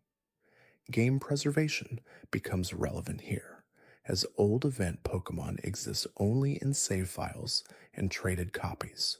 Once official distributions end and games move to inactive status, obtaining event Pokemon requires finding someone with extras willing to trade, something that becomes increasingly difficult as games age. This creates situations where certain Pokemon effectively cease to exist in accessible forms, preserved only by dedicated collectors who maintain old save files. The impermanence of digital content and online services means eventually these Pokemon may become truly unobtainable, existing only in records and memories. The question of how to preserve gaming history when it's tied to online services and time limited events challenges the industry broadly. Pokemon's longevity makes this particularly acute, with over 25 years of history, including countless events and distributions. Comprehensively preserving that history would require archiving not just games themselves, but also event Pokemon, distributed items, and documentation of temporary online features. Some community members undertake this work independently, maintaining databases and preserved save files, but official preservation efforts remain limited. ROM hacking and fan games represent another preservation approach, recreating old games with modern features or creating entirely new experiences using Pokemon assets. These projects exist in legal gray areas, using trademarked content without permission but serving preservation and creative purposes official entities don't fulfill. Game Freak and Nintendo's relationship with FanWorks remains inconsistent, occasionally issuing cease and desist notices while ignoring other projects. This uncertainty creates challenging situations for fan creators who invest time in projects that might be shut down arbitrarily. The fan community's creative output extends beyond games to art, writing, music, and other expressions inspired by Pokemon. This creative ecosystem thrives mostly separate from official content, with fans producing works for other fans rather than commercial purposes. The relationship between franchise holders and fan communities navigates uncertain territory, balancing intellectual property protection against fostering communities that generate free publicity and sustained interest. Too aggressive copyright enforcement alienates fans, while too lenient approaches potentially undermine commercial interests. Competitive community resources, like damage calculators, team builders, and battle simulators exist because official tools don't provide equivalent functionality. These fan-created resources serve essential competitive purposes, enabling theory crafting and testing strategies without requiring access to fully trained teams. Their existence demonstrates both fan dedication and gaps in official support for competitive play. Game Freak has slowly added more competitive features to games themselves, but community tools remain superior for serious competitive preparation. Showdown, the most popular battle simulator, enables competitive battling without requiring any Pokemon games, creating zero friction entry to competitive play. This democratizes access while potentially reducing sales to players who only want competitive battling. Game Freak's ambivalent relationship with Showdown reflects tension between appreciating the competitive community it supports and concern about cannibalizing game sales. The simulator continues operating with neither explicit approval nor cease and desist, occupying unofficial but tolerated space. The existence of robust competitive scenes using unofficial tools raises questions about what official competitive support should look like. VGC provides official tournaments using actual games, requiring participants to build teams within those games. But online ranked ladders and simulator play serve as primary competitive venues for most players, with few able to attend physical tournaments. Whether official infrastructure should expand to better support online competition, or whether community tools adequately serve those needs remains strategically uncertain.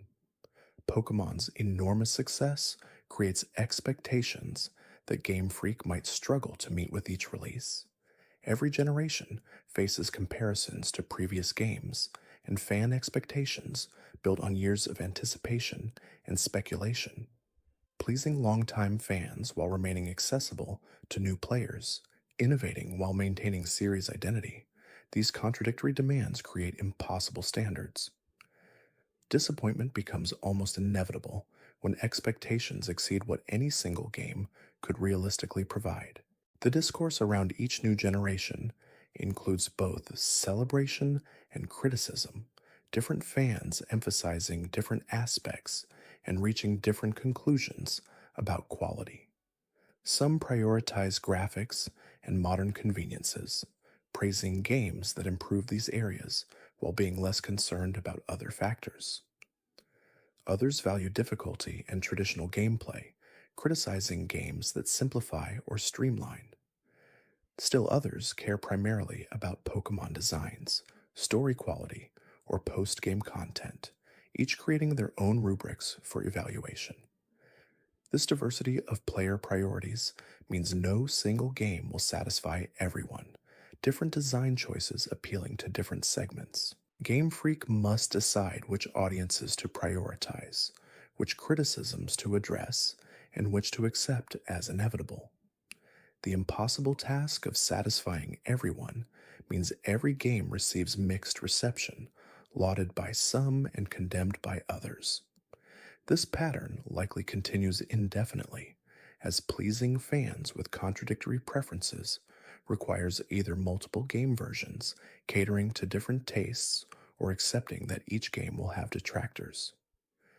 The Dexit controversy surrounding Sword and Shield showed these tensions explicitly, as the decision to exclude certain Pokemon from those games sparked enormous backlash.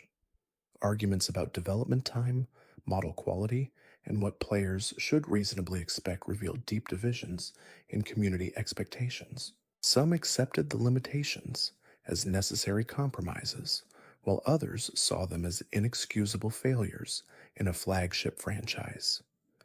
The intensity of discourse demonstrated how invested players are in Pokemon and how strongly they feel about design decisions. Similar controversies erupt with most releases, whether about graphics, difficulty, story, designs, or removed features. Each becomes a referendum on whether Pokemon is improving or declining, with passionate arguments on both sides. These debates rarely reach resolution, as they stem from fundamental disagreements about priorities rather than objective quality differences.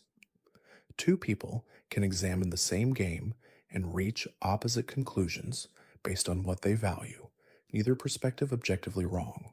The broader question of whether long running franchises can maintain quality across decades faces no easy answers.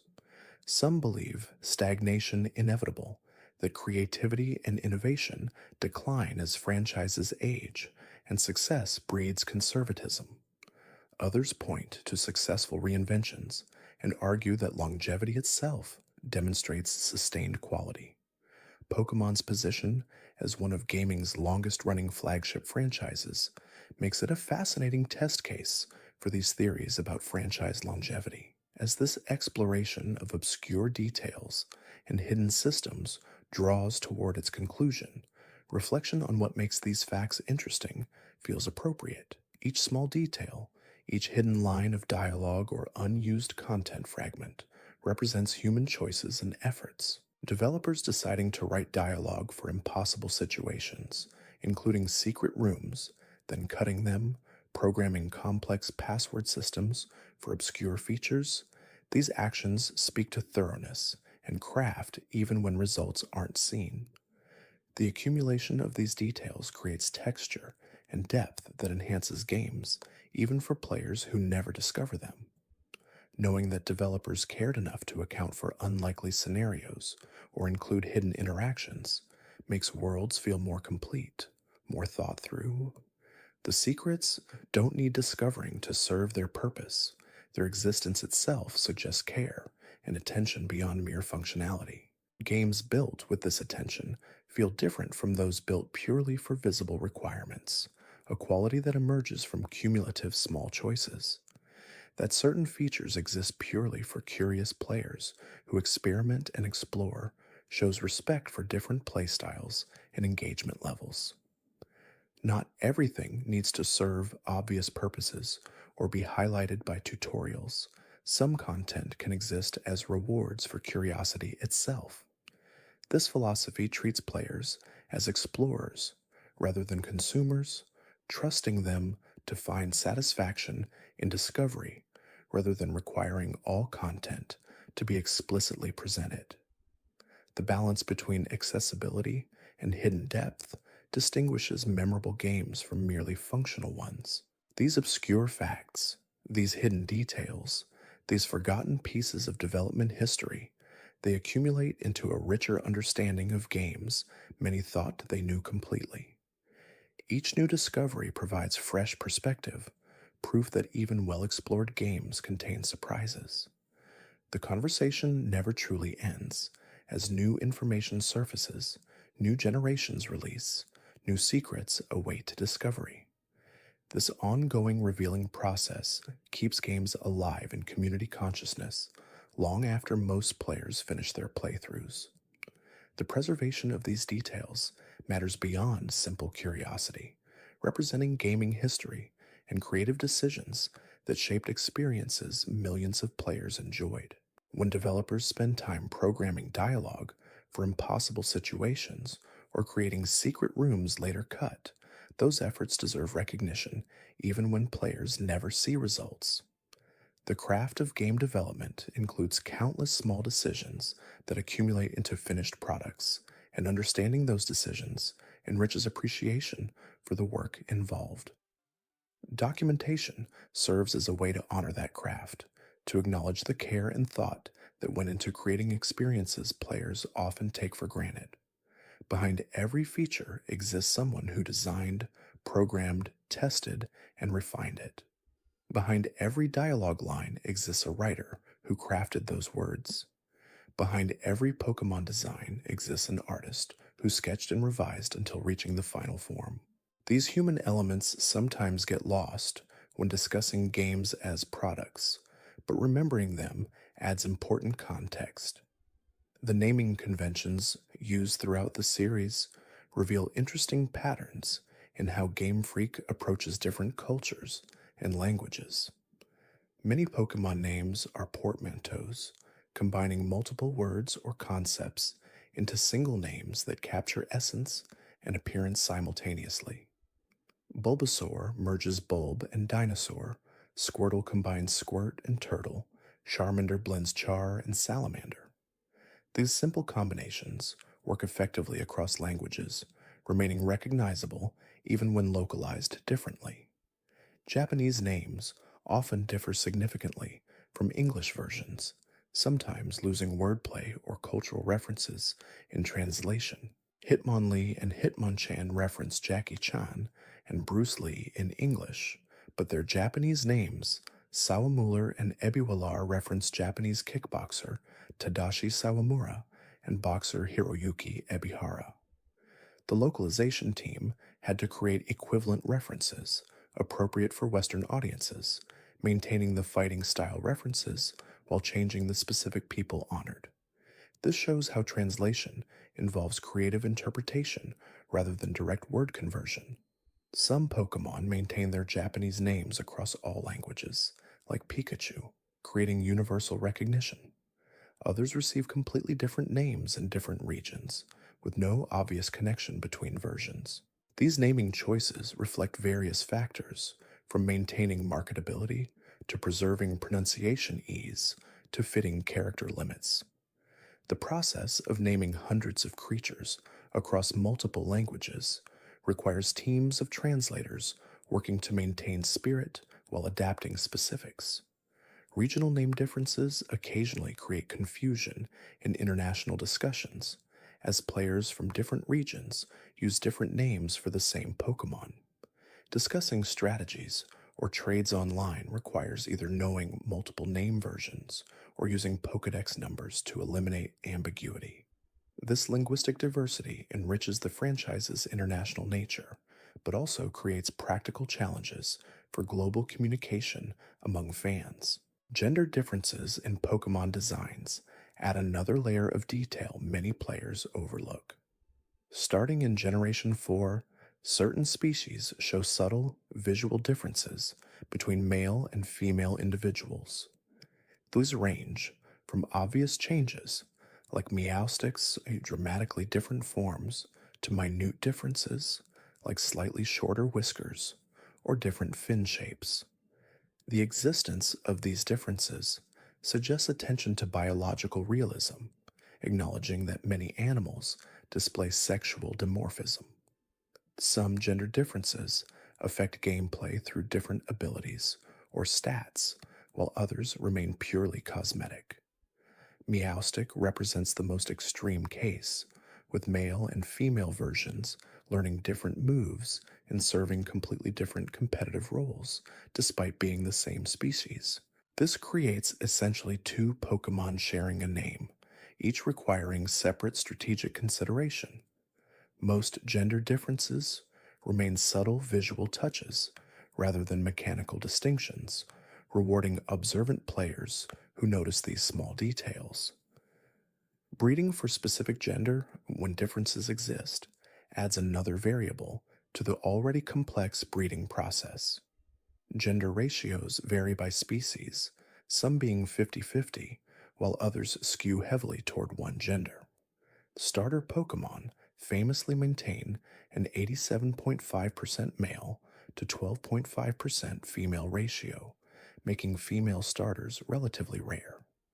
This rarity makes breeding chains more tedious when trying to pass moves or abilities from starters specifically. The decision to include gender at all in Generation 2 added complexity that continues affecting game systems decades later.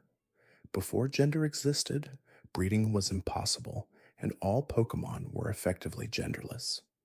The introduction of breeding, eggs, and the concept of baby Pokemon required implementing gender as a fundamental trait. This change enriched gameplay, but also created new challenges in maintaining balance and ensuring all species functioned appropriately within the breeding system. Genderless Pokemon, those without male or female designation, occupy a special category. Legendary Pokemon are typically genderless, emphasizing their mythical uniqueness, though exceptions exist. Certain inorganic species like Magnemite or Voltorb lack gender logically and as they're mechanical or artificial. These genderless species can only breed with Ditto, the universal breeding partner, limiting breeding chain possibilities. The existence of this special category shows how Game Freak considers biological logic even within fantasy creature design. Ditto's unique breeding capabilities make it invaluable for competitive breeding, despite its otherwise mediocre battle performance. As the only Pokemon that can breed with any non-legendary species, regardless of egg group, Ditto serves as the universal parent for creating breeding chains or simply producing eggs from single Pokemon. High IV Dittos become valuable trading commodities, as obtaining one with perfect stats drastically simplifies breeding perfect offspring. The mechanics of Ditto breeding include quirks and special cases that reveal system complexity. When Ditto breeds with another Pokemon, the offspring will always be the non-Ditto species, never producing more Ditto. When two Ditto breed together, they produce Ditto eggs, one of the few cases where breeding produces the same species as both parents. These rules ensure Ditto functions as intended while preventing potential exploits or breeding loops. Transform, Ditto's signature move, creates interesting interactions in battles beyond breeding utility. Copying an opponent's appearance, stats, moves, and most attributes while maintaining Ditto's original HP creates strategic possibilities. Using Ditto as a revenge killer or setup sweeper requires predicting what opponent Pokemon to copy and when transformation provides advantages. Competitive Ditto builds typically use Choice Scarf to outspeed and revenge kill threats by copying their stats or imposter ability to transform automatically upon entering battle. The imposter ability, Ditto's hidden ability, dramatically improved its competitive viability by eliminating the turn spent using transform manually. Instantly copying opponents upon switching in allows Ditto to immediately threaten without setup turns. This makes Imposter Ditto a valuable tool in competitive play, particularly for handling setup sweepers that have boosted their stats. Copying their boosts while maintaining full HP often provides advantages that turn matches around. Weather abilities that automatically activate remain influential in shaping team strategies, despite nerfs reducing their permanence. Teams built around specific weather still function effectively. They simply require more careful resource management to maintain conditions throughout important turns. Weather extenders like damp rock for rain or heat rock for sun provide the extra turns needed, though sacrificing held item slots for these items creates opportunity costs. The removal of permanent weather from Generation 6 onward dramatically shifted competitive landscapes, making weather less centralizing while maintaining strategic relevance. Teams no longer needed weather to compete, but weather teams remained viable options rather than requirements. This balance achieved what the changes intended, preserving the mechanic while reducing over-centralization. Players adapted by using weather more tactically, activating it for specific turns rather than maintaining it throughout entire battles. Sandstorm and hail differ from rain and sun in damaging most Pokemon each turn, rather than primarily affecting move power. This residual damage creates additional pressure, gradually weakening opponents while certain types remain immune. Rock types gain special defense boosts during Sandstorm, while ice types ignore hail damage, creating defensive bonuses beyond just weathering the damage. These immunities make Sandstorm and Hail particularly beneficial for teams built around their immune types. The strategic depth of weather extends to abilities that activate under specific conditions. Swift Swim doubles speed in rain, Chlorophyll doubles speed in sun, Sand Rush doubles speed in Sandstorm, and Slush Rush doubles speed in Hail. These abilities transform otherwise slower Pokemon into speed demons under appropriate weather, creating opportunities for sweeping strategies. Building weather teams requires balancing weather setters, weather abusers with beneficial abilities, and counters to opponent weather strategies. Ability-based weather setting competes with move-based setting, each approach having advantages and disadvantages. Abilities automatically activate when the Pokemon enters, requiring no turn investment, but preventing that Pokemon from using other potentially more useful abilities. Weather setting moves can be used by any Pokemon capable of learning them, but require turn investment that provides opponents opportunities to respond. The choice depends on team strategy and which approach better supports overall game plan. Multiple weather effects in a single battle create a last and priority system where the most recently activated weather takes precedence. This leads to weather wars where both teams repeatedly reset weather to favor themselves. Managing these exchanges requires predicting opponent switches and choosing appropriate moments to reset weather. Skilled players manipulate weather timing to maximize their own boosts while minimizing opponent advantages, creating intricate mind games around environmental control. Cloud9 and Airlock, abilities that negate all weather effects while their user is active, provide counterplay to weather-dependent strategies. Pokemon with these abilities create weather-neutral states where neither team benefits from environmental effects. This forces weather teams to either remove the Cloud9 user or work around weather immunity, adding another layer to weather matchup considerations. These abilities see limited usage due to the specific Pokemon that possess them having other limitations, but they remain important niche tools.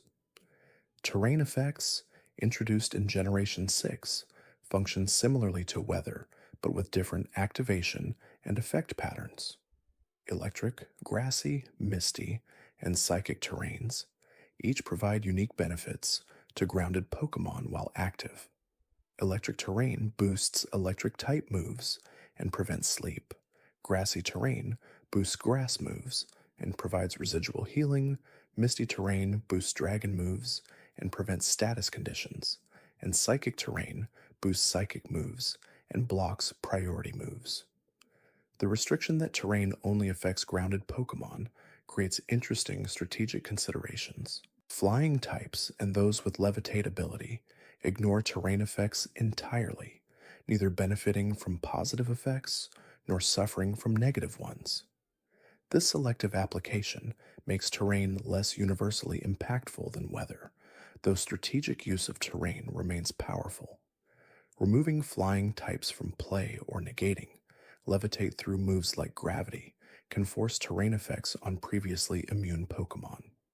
Terrain extends provides similar functionality to weather rocks, extending terrain duration at the cost of held item flexibility.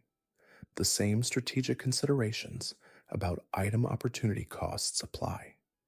Dedicated terrain teams benefit from extenders to maximize terrain uptime, while teams using terrain opportunistically may skip extenders for more immediately impactful items. Like weather, terrain activation follows last in priority, where the most recent terrain overwrites previous ones. Terrain wars mirror weather wars in strategic structure, though terrain's more restrictive targeting makes these exchanges generally less central to battles. The option to run both weather and terrain simultaneously creates complex environmental states, though managing both systems taxes team building resources significantly. Seeds that activate under specific terrains provide another layer of strategic terrain usage. Electric Seed, Grassy Seed, Misty Seed, and Psychic Seed each consume themselves to raise stats when their corresponding terrain activates. These items enable terrain sweeping strategies where Pokemon boost stats automatically upon terrain activation, then capitalize on those boosts to sweep. The one-time use nature limits abuse while providing powerful turns when properly set up. Pledge moves, special moves available only to starter Pokemon, create temporary field effects when specific combinations are used. Grass Pledge combined with Fire Pledge creates a sea of fire that damages non-fire types. Fire Pledge with Water Pledge creates a rainbow that doubles secondary effect chances. And Water Pledge with Grass Pledge creates a swamp that quarters speed. These effects last only a few turns and require specific Pokemon combinations, making them nearly unused in competitive play, despite unique properties. The rarity of pledge move usage stems from their restrictive requirements and limited partner options. Needing two starter Pokemon, specifically using pledge moves in correct order, creates massive setup requirements for effects that could often be achieved more simply through other means. Doubles formats theoretically enable pledge strategies more easily, but even there, dedicating two team slots to enabling pledge combos rarely proves optimal. These moves exist as interesting concepts that failed to achieve competitive relevance. Signature moves, those initially available only to specific Pokemon or evolution lines, create identity and uniqueness for particular species. Moves like Draco Meteor exclusively for dragon types, or Aura Sphere for specific species, provide distinctive tools that shape how those Pokemon are played. Some signature moves later become more widely distributed, while others remain exclusive, creating special distinctions between Pokemon with unique access and those without. The distribution of moves across species follows patterns reflecting type, biology, and design intent. Bird Pokemon naturally learn flying moves, aquatic species learn water moves, and so forth. Exceptions to these patterns create interesting strategic options, like Pokemon learning moves outside their types for coverage purposes. A Steel type learning fighting moves for coverage against other Steel types, or a Water type learning ice moves to threaten grass types. These unexpected combinations create strategic depth beyond simple type matchups. Move tutors throughout various games provide access to moves otherwise unavailable, often requiring special currency or items to teach. These tutors enable move combinations impossible through natural level up or TM moves, creating additional breeding considerations when these tutor moves need passing to offspring. Some tutor moves become essential for competitive sets, making access to specific tutors functionally required for optimal team building. The discontinuation of certain move tutors in newer generations creates situations where moves become unavailable for newer games. Transferring Pokemon forward from games with discontinued tutors preserves those movesets, but breeding new Pokemon with those moves becomes impossible. This creates temporary legacy advantages, where older game moves persist until eventually replaced by new distribution methods. The impermanence of move availability adds historical context to competitive discussion, where understanding when and how moves were accessible affects knowing what's possible. Event exclusive moves create another category of limited availability, where certain Pokemon distributed during specific events possessed moves they couldn't otherwise learn. These event moves sometimes provided significant competitive advantages, making event attendance strategically valuable beyond just collecting rare Pokemon.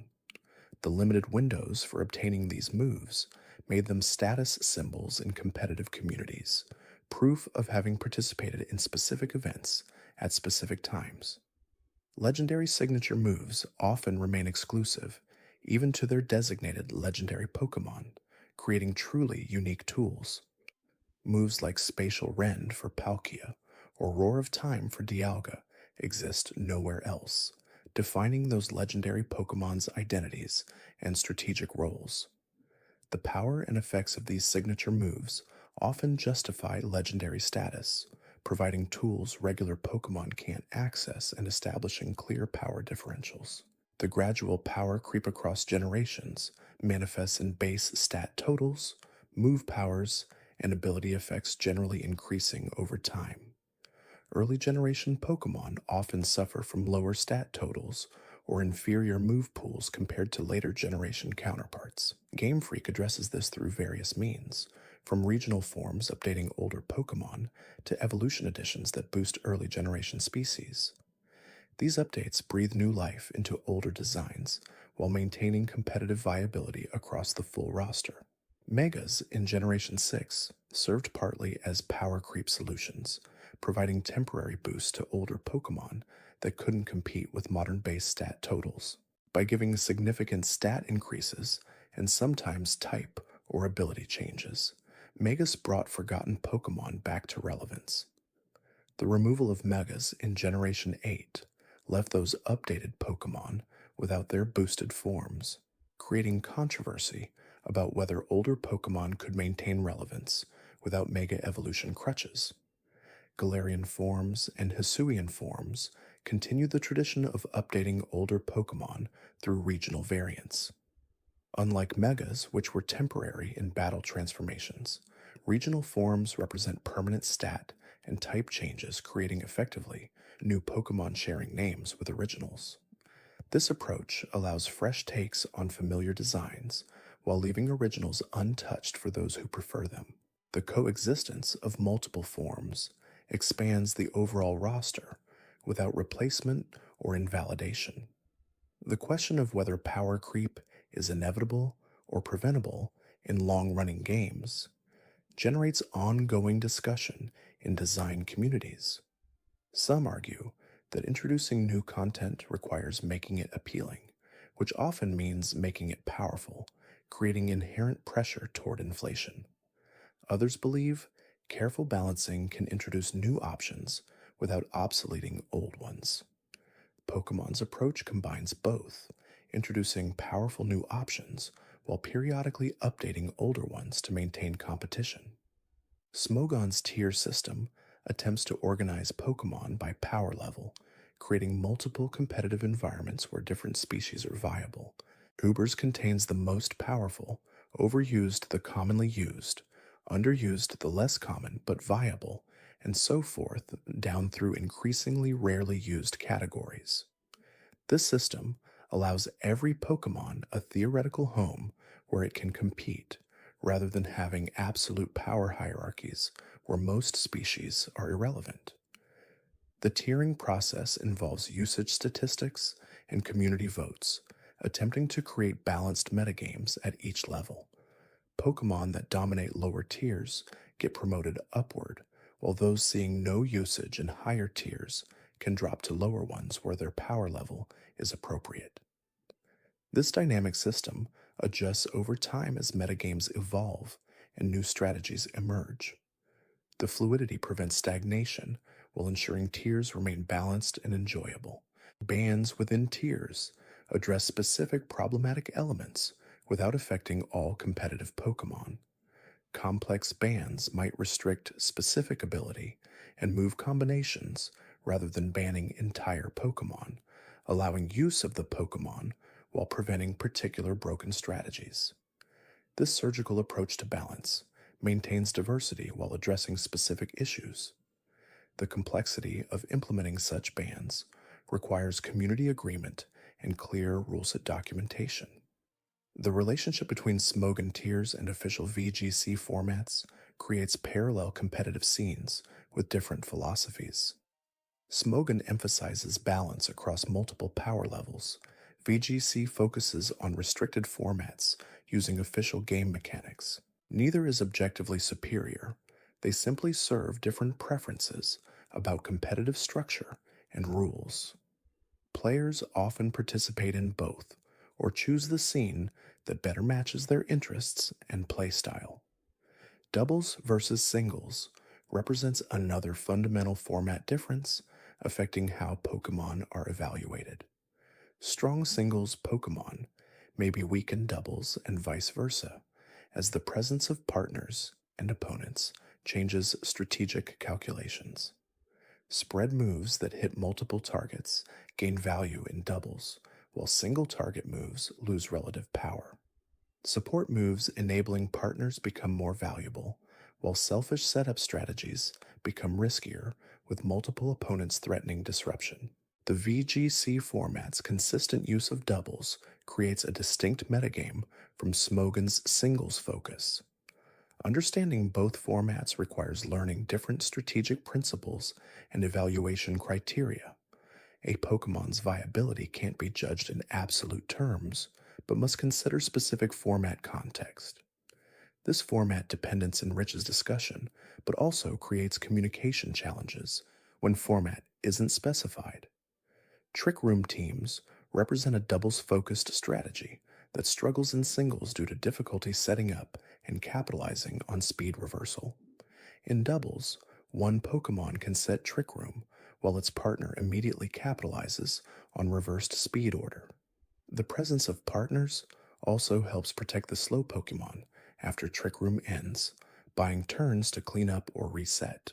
Singles Trick Room faces challenges protecting setup turns and lacks partner support for capitalization. Follow Me and Rage Powder, moves that redirect opponent attacks to the user, exemplify doubles specific support tools. These moves enable partner protection, allowing fragile but powerful Pokémon to attack safely while a bulky partner absorbs hits. Singles obviously can't use such moves, as there are no partners to protect. The existence of doubles specific moves expands design space beyond what singles alone would support.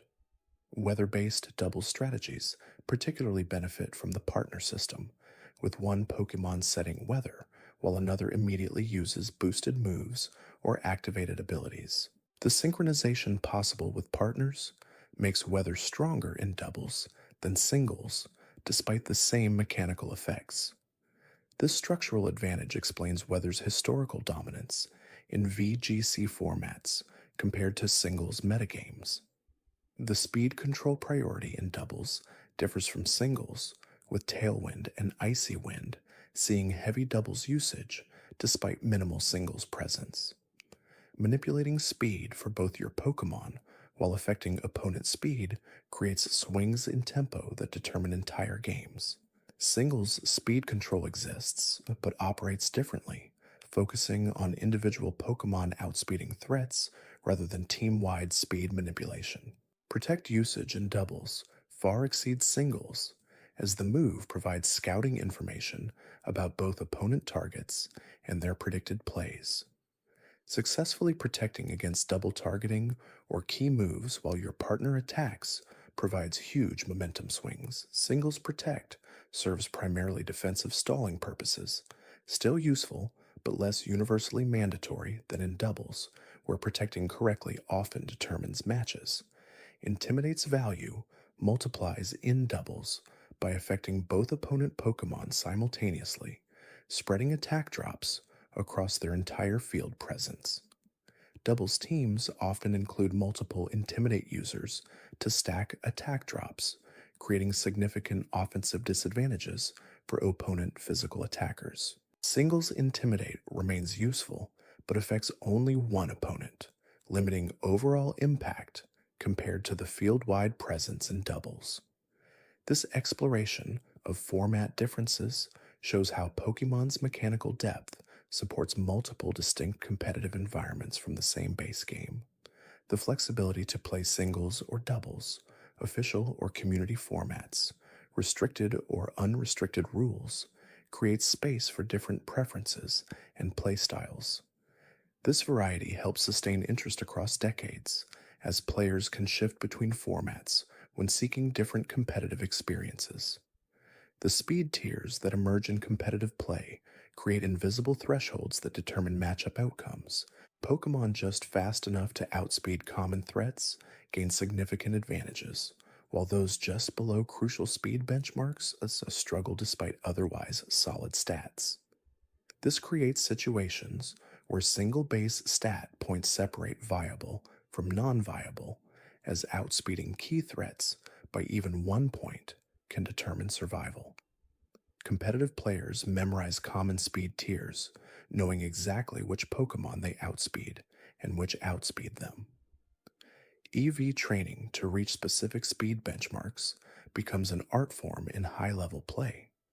Rather than always maximizing speed investment, players calculate exact EVs needed to outspeed specific threats, then allocate remaining EVs to other stats for additional bulk or power. This optimization requires knowing the metagame and predicting which speed tiers matter most. Miscalculating by even 4 EVs can mean missing crucial speed ties or outspeeds, undermining entire team strategies. Speed ties, situations where both Pokemon have identical speed stats, resolve through random 50-50 rolls, determining which moves first. These coin flips at crucial moments create dramatic swings in battle outcomes, where luck determines whether strategies succeed or fail. Competitive players generally prefer avoiding speed ties when possible, either investing to outspeed or deliberately underspeeding to move second.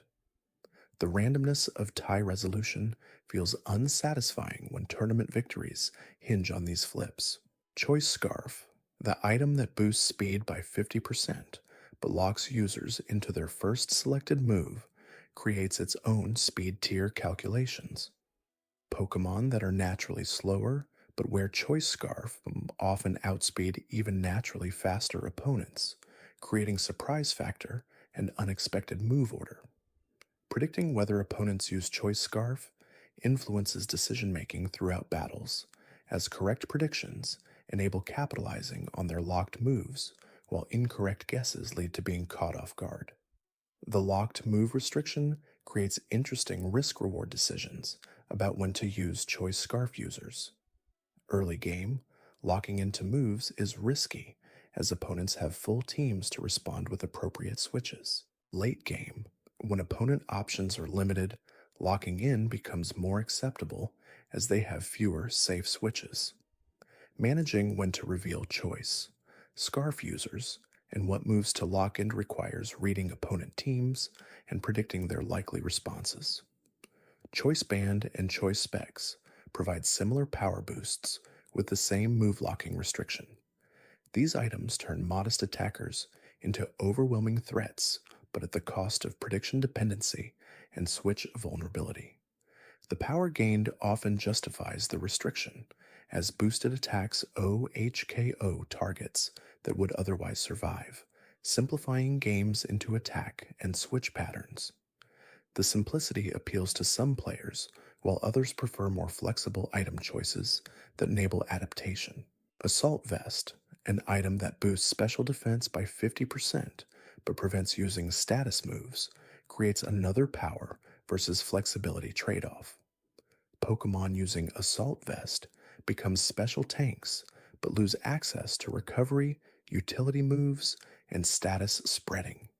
The restriction matters more for some Pokemon than others, with those lacking useful status moves paying minimal cost while move pool versatile species sacrifice significantly. Choosing between Assault Vest bulk and status move access depends on team role and predicted usage patterns.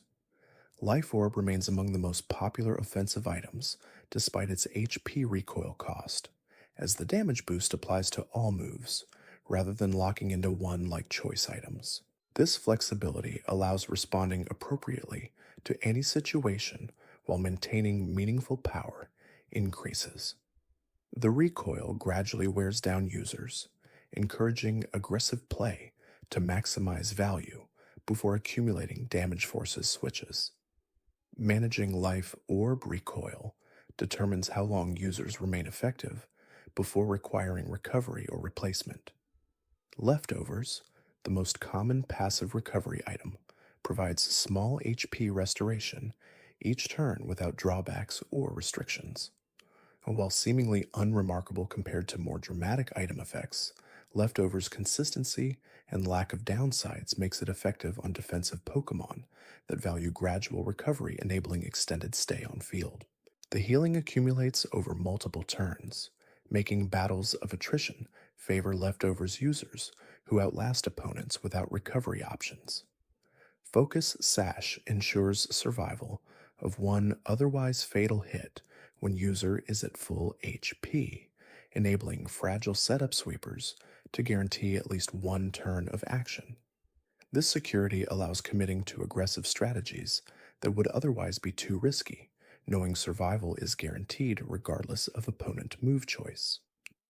The full HP requirement means Focus Sash users must enter against attacks they can survive, rather than being worn down first, requiring careful team support and positioning. Sturdy, the ability that functions as permanent built-in Focus Sash, makes certain Pokemon virtually un-OHKO-able without employing specific counter strategies. Multi-hit moves, chip damage sources, or residual damage from weather and entry hazards become necessary to remove sturdy users efficiently. This ability defines entire strategies around guaranteed survival, followed by setup or retaliation. Lead Pokemon with sturdy excel at reliably setting entry hazards, regardless of opponent team composition. Entry hazards represent another strategic layer affecting team building and battle flow. Stealth Rock, Spikes, Toxic Spikes, and Sticky Web each damage or hinder opponents when they switch in, gradually wearing down teams and limiting switch-heavy strategies.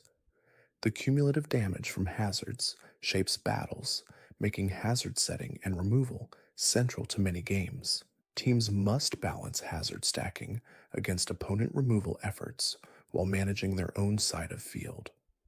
Stealth Rock's ubiquity in competitive play stems from its reliability and universal effectiveness. Unlike Spikes, which requires multiple layers and doesn't affect flying types, or Toxic Spikes, which doesn't affect grounded poison types, Stealth Rock always deals at least some damage. The damage scales with rock type weakness, meaning fire, flying, bug, and ice types take devastating 25 to 50% HP per switch. This typing-based damage makes certain Pokemon nearly unusable in Stealth Rock heavy metagames. Hazard removal through Rapid Spin or Defog became essential team-building requirements in generations where hazard stacking dominated. Teams without removal options gradually lost to hazard chip damage regardless of otherwise favorable matchups. The addition of heavy-duty boots in Generation 8 provided alternative hazard immunity, allowing individual Pokemon to ignore hazards without requiring team-wide removal support. This expanded team-building options while maintaining hazards' strategic relevance for Pokemon not using the boots. The prediction game between hazard setting, switching, and removal creates strategic depth around these relatively simple mechanics. Predicting opponent removal attempts allows double switching to preserve hazards, while predicting opponent switches into hazard setters enables using that turn for other setup or positioning. Reading opponent intentions and responding appropriately often determines which team successfully maintains hazard advantage. Sticky Web's speed reduction effect provides unique utility compared to damage dealing hazards. By lowering opponent speed upon switching, Sticky Web enables naturally slower Pokemon to outspeed opponents they normally couldn't. This creates inverted speed tiers, where the presence of Sticky Web determines move order. However, the requirement for grounded opponents and the ease of removing it through defog limits its consistency compared to more reliable hazards. Toxic spikes apply passive poison to grounded opponents, creating residual damage without needing toxic move usage. Stacking 2 layers upgrades poison to badly poisoned status, dramatically accelerating damage. However, poison and steel types immunity and the automatic removal when grounded poison types switch in creates reliability issues. Teams can accidentally remove opponent toxic spikes by simply playing normally, making this hazard require more careful timing than others. Court Change and Magic Bounce provide alternative hazard management options beyond traditional removal. Court Change swaps all field conditions between both sides, turning opponent hazards into advantages. Magic Bounce reflects hazard setting attempts back at setters, deterring setup while maintaining pressure. These specialized options see niche usage, but provide valuable counterplay to hazard-focused teams when appropriate situations arise. Terrain Extender and Weather Rocks exemplify held item opportunity costs in action. These items provide extended duration for environmental effects, but prevent using more immediately impactful items like Life Orb or Choice items. Teams dedicated to specific terrain or weather strategies often include these extenders to maximize uptime, while more flexible teams skip them for better general purpose items. The decision reflects broader philosophy about specialization versus adaptation. Berries form a diverse item category with highly conditional activation requirements. Citrus Berry restores 25% HP when reaching half health, providing emergency recovery. Figgy through Enigma Berries restore health, but may cause confusion if nature dislikes the flavor, creating risk-reward decisions. Stat-boosting berries activate when hit by super effective moves of specific types, enabling reverse momentum plays where defensive Pokémon use opponent attacks to set up. Pinch berries that boost attack or special attack when HP falls below 25% enable unique comeback strategies. Pokémon with these berries can bait opponents into weakening them, then use activated boosts to threaten back. The timing requirement makes them unreliable for general use, but powerful in specific scenarios where HP manipulation is possible. Running pinch berries requires team support that reliably brings users into activation range without KOing them. Mental Herb prevents taunt, encore, torment, heal block, and choice locking moves from affecting the holder for one use. This specific counter to disruptive moves sees usage on setup sweepers that need protection from taunt preventing setup. The one-time activation limits value to situations where blocking one disruption is enough to successfully execute strategies. More consistent protection through abilities like Oblivious provides permanent immunity, but requires having suitable ability slot. Eject button and emergency exit create forced switch mechanics that enable scouting or momentum generation. These effects activate upon taking damage, switching users out potentially before retaliating. The forced nature can be disadvantageous if needing to stay in, but enables bringing in checks safely against threats that just revealed their moves. Using these mechanics effectively requires predicting opponent actions and having appropriate team members ready to switch in. Red card forces opponents out after hitting the holder, disrupting their momentum and potentially bringing in something they'd rather not expose. The one-time use limits applicability, but can devastate strategies relying on specific matchups staying intact. Defensive Pokemon with red card can remove setup sweepers before they boost too high, resetting momentum to neutral positions. The unpredictability creates mind games around whether holders actually have red card or different items. Room service activates under Trick Room to lower holders' speed, making them even slower and thus faster under reversed speed order. This doubles down on Trick Room strategies by ensuring users maximize speed advantage while active. However, the single use nature and the requirement that Trick Room is active limits utility. Teams not running Trick Room obviously never use this item, creating clear telegraphing of strategies when seen. Throat Spray boosts special attack when holder uses sound based moves, enabling sound move sweepers to boost while attacking. The specific move requirement limits users to those with multiple sound moves in their move pool. Boom Burst, Hyper Voice, and other sound moves become more appealing when enabling automatic boosts. The item creates niche strategies that wouldn't function without this specific boost timing. Weakness Policy activates when holder is hit by super effective moves, boosting both attack and special attack by 2 stages. This enormous boost enables devastating retaliation against opponents that connected with super effective hits.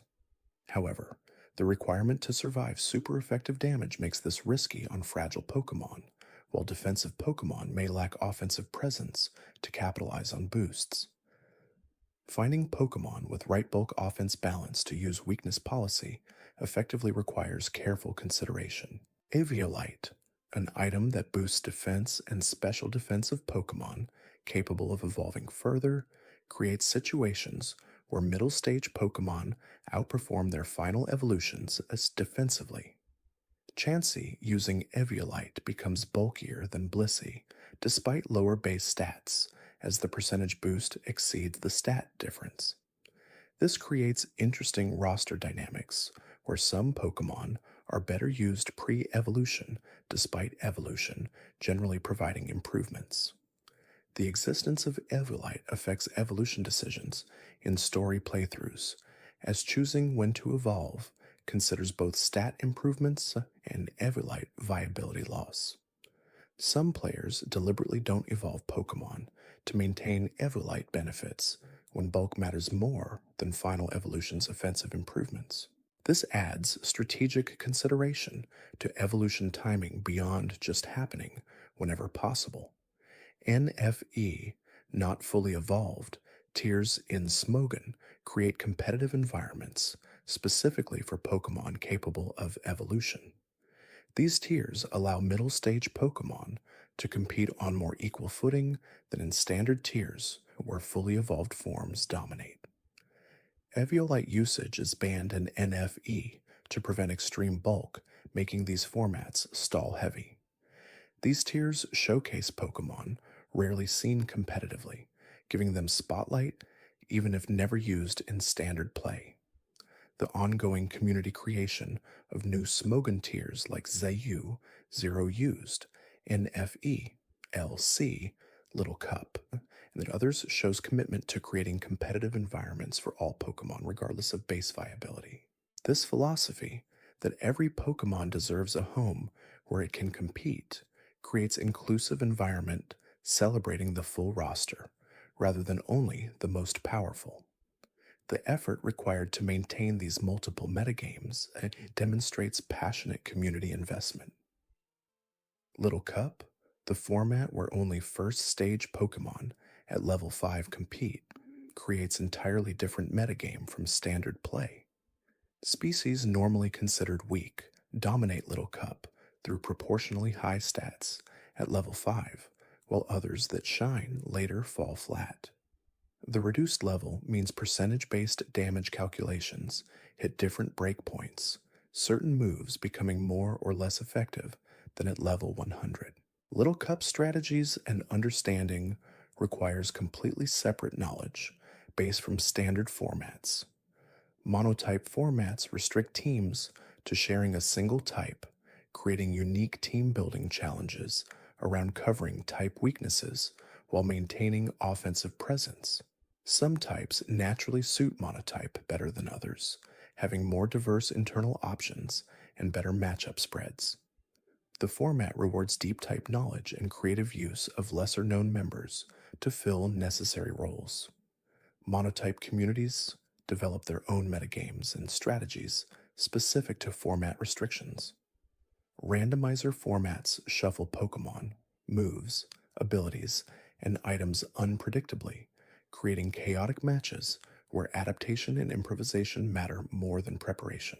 Competitive randomizer play requires understanding general principles rather than specific matchups, as each battle presents completely unfamiliar team compositions.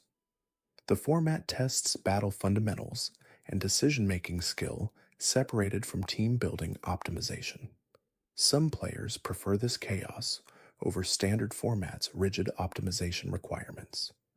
Balanced Hackmans, a format allowing any ability on any Pokemon with adjusted ban lists, explores extreme mechanical possibilities. This format tests absolute limits of Pokemon battle systems, combining abilities and stats in ways impossible through normal means. The resulting metagame barely resembles standard play, with completely different viability hierarchies and strategies. Balanced Hackmans serves as experimental space for understanding game mechanics at their most extreme. These alternative formats demonstrate Pokemon's flexibility as competitive platform, supporting wildly different rule sets and play styles from a shared mechanical foundation. The community's willingness to develop and maintain these diverse environments shows passion extending beyond just playing the most popular formats. Every format attracts dedicated player bases that prefer its specific appeal over alternatives, creating vibrant competitive ecosystem with something for everyone. The documentation of competitive history through tournament results, metagame reports, and recorded matches creates comprehensive archive of how strategies evolved over years. Examining old tournament teams shows how players approached formats at specific times, revealing shifts in understanding and evolving strategies. This historical perspective enriches current competitive knowledge, showing not just what works now, but how current metagames developed from past iterations. The individuals who achieved competitive success become part of community lore, their contributions remembered and referenced years later. Championship winning teams get immortalized through analysis and recreation, studied by future players seeking to understand what made them successful. This celebration of competitive achievement creates aspirational goals for improving players while honoring those who reach the highest levels. The accessibility of competitive Pokemon through simulators and online play democratizes participation, removing geographical and economic barriers that plague other competitive scenes. Anyone with internet connection can compete at highest levels, regardless of location or ability to attend physical events. This accessibility contributes to competitive scenes' health and diversity, enabling global participation impossible in more restricted competitive formats. Streaming and video content creation around competitive Pokemon generates educational resources and entertainment that supports community growth. New players learn from watching experienced competitors, understanding strategies through observation and explanation. The personalities that emerge from content creation become community figures, their perspectives and approaches influencing how others think about competition.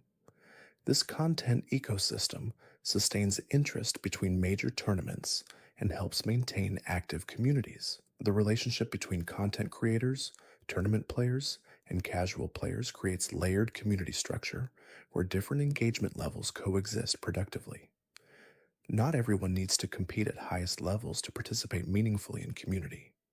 Casual players enjoy watching competitive matches, competitive players benefit from casual player interest generating audience, and content creators bridge gaps through accessible explanation and entertainment. This interdependence creates stable community ecology. The longevity of competitive Pokemon across decades with continuously active scenes demonstrates remarkable staying power, unusual among competitive games. Many competitive games flourish briefly, then fade as player bases move to newer titles. Pokemon maintains relevance through continuous new generation releases, providing fresh content while preserving core mechanics, enabling accumulated knowledge transfer. This balance between continuity and innovation sustains interest across player life cycles.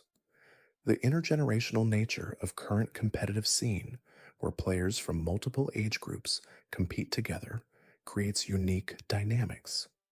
Veterans who played since early generations compete alongside newcomers discovering competitive play through recent entries. This mixing of perspectives and experiences enriches community discourse as different generational viewpoints interact and inform each other. The franchise's long history enables these cross generational connections impossible in younger competitive scenes. Parents who played Pokemon competitively sometimes introduce their children to competitive play, creating family traditions around franchise engagement. This familial transmission of competitive interest speaks to Pokemon's multi generational appeal and enduring relevance. The ability for parents and children to bond over shared competitive interest in the same franchise represents unusual cultural phenomenon, demonstrating Pokemon's exceptional longevity.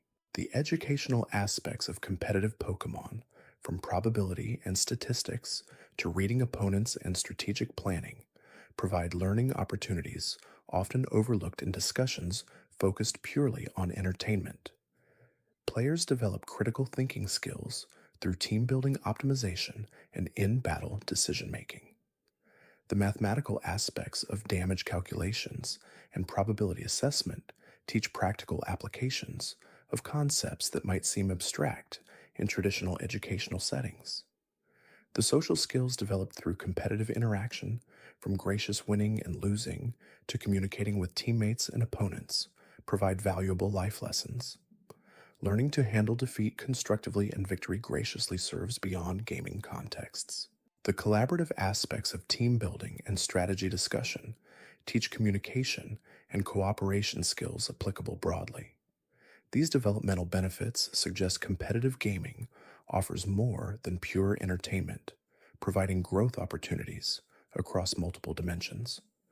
The discipline required for high-level competitive play, maintaining practice routines, and continuously learning evolving metagames, develops work ethic and dedication. Reaching competitive excellence demands time investment and persistent effort, similar to traditional sports or academic pursuits. The internal motivation required to maintain this commitment teaches self-direction and goal setting valuable throughout life. These parallels between competitive gaming and traditional achievement paths suggest gaming deserves recognition as legitimate developmental activity. The criticism that gaming represents as frivolous entertainment ignores the complexity, skill, and dedication competitive gaming requires. The dismissive attitudes some hold toward gaming accomplishments fail to recognize the genuine achievements competitive success represents. High-level gaming performance demonstrates mastery of complex systems through thousands of hours of practice and learning. The lack of physical component doesn't diminish cognitive and strategic achievements competitive gaming showcases. The gradual cultural shift toward accepting competitive gaming as legitimate competition represents important recognition of gaming's positive aspects. Major tournaments drawing massive audiences and mainstream coverage signals broader acceptance of gaming's cultural relevance. This legitimization benefits communities by attracting resources and attention that support competitive infrastructure development. The remaining stigma continues fading as gaming's pervasiveness and competitive scene's sophistication become undeniable. The integration of gaming into educational programs through esports teams and gaming clubs provides institutional recognition of gaming's value. Schools sponsoring competitive gaming teams alongside traditional sports validates gaming as worthwhile extracurricular activity. This institutional support provides structure and resources for student gamers while signaling that gaming merits serious consideration rather than dismissal. The educational potential gaming offers deserves exploration and development rather than reflexive rejection. The conversation around gaming's place in society continues evolving, with each generation bringing different perspectives shaped by their experiences with games. Those who grew up with gaming integrated into daily life view it differently than those who encountered games later. This generational divide in gaming perception gradually narrows as gaming becomes increasingly normalized across age groups. The medium's maturation and diversification supports broader acceptance as legitimate entertainment and competitive platform. And with that thought drifting into the quiet, perhaps it's time to let sleep come naturally, the way secrets surface slowly from the dark places where they've been waiting all along.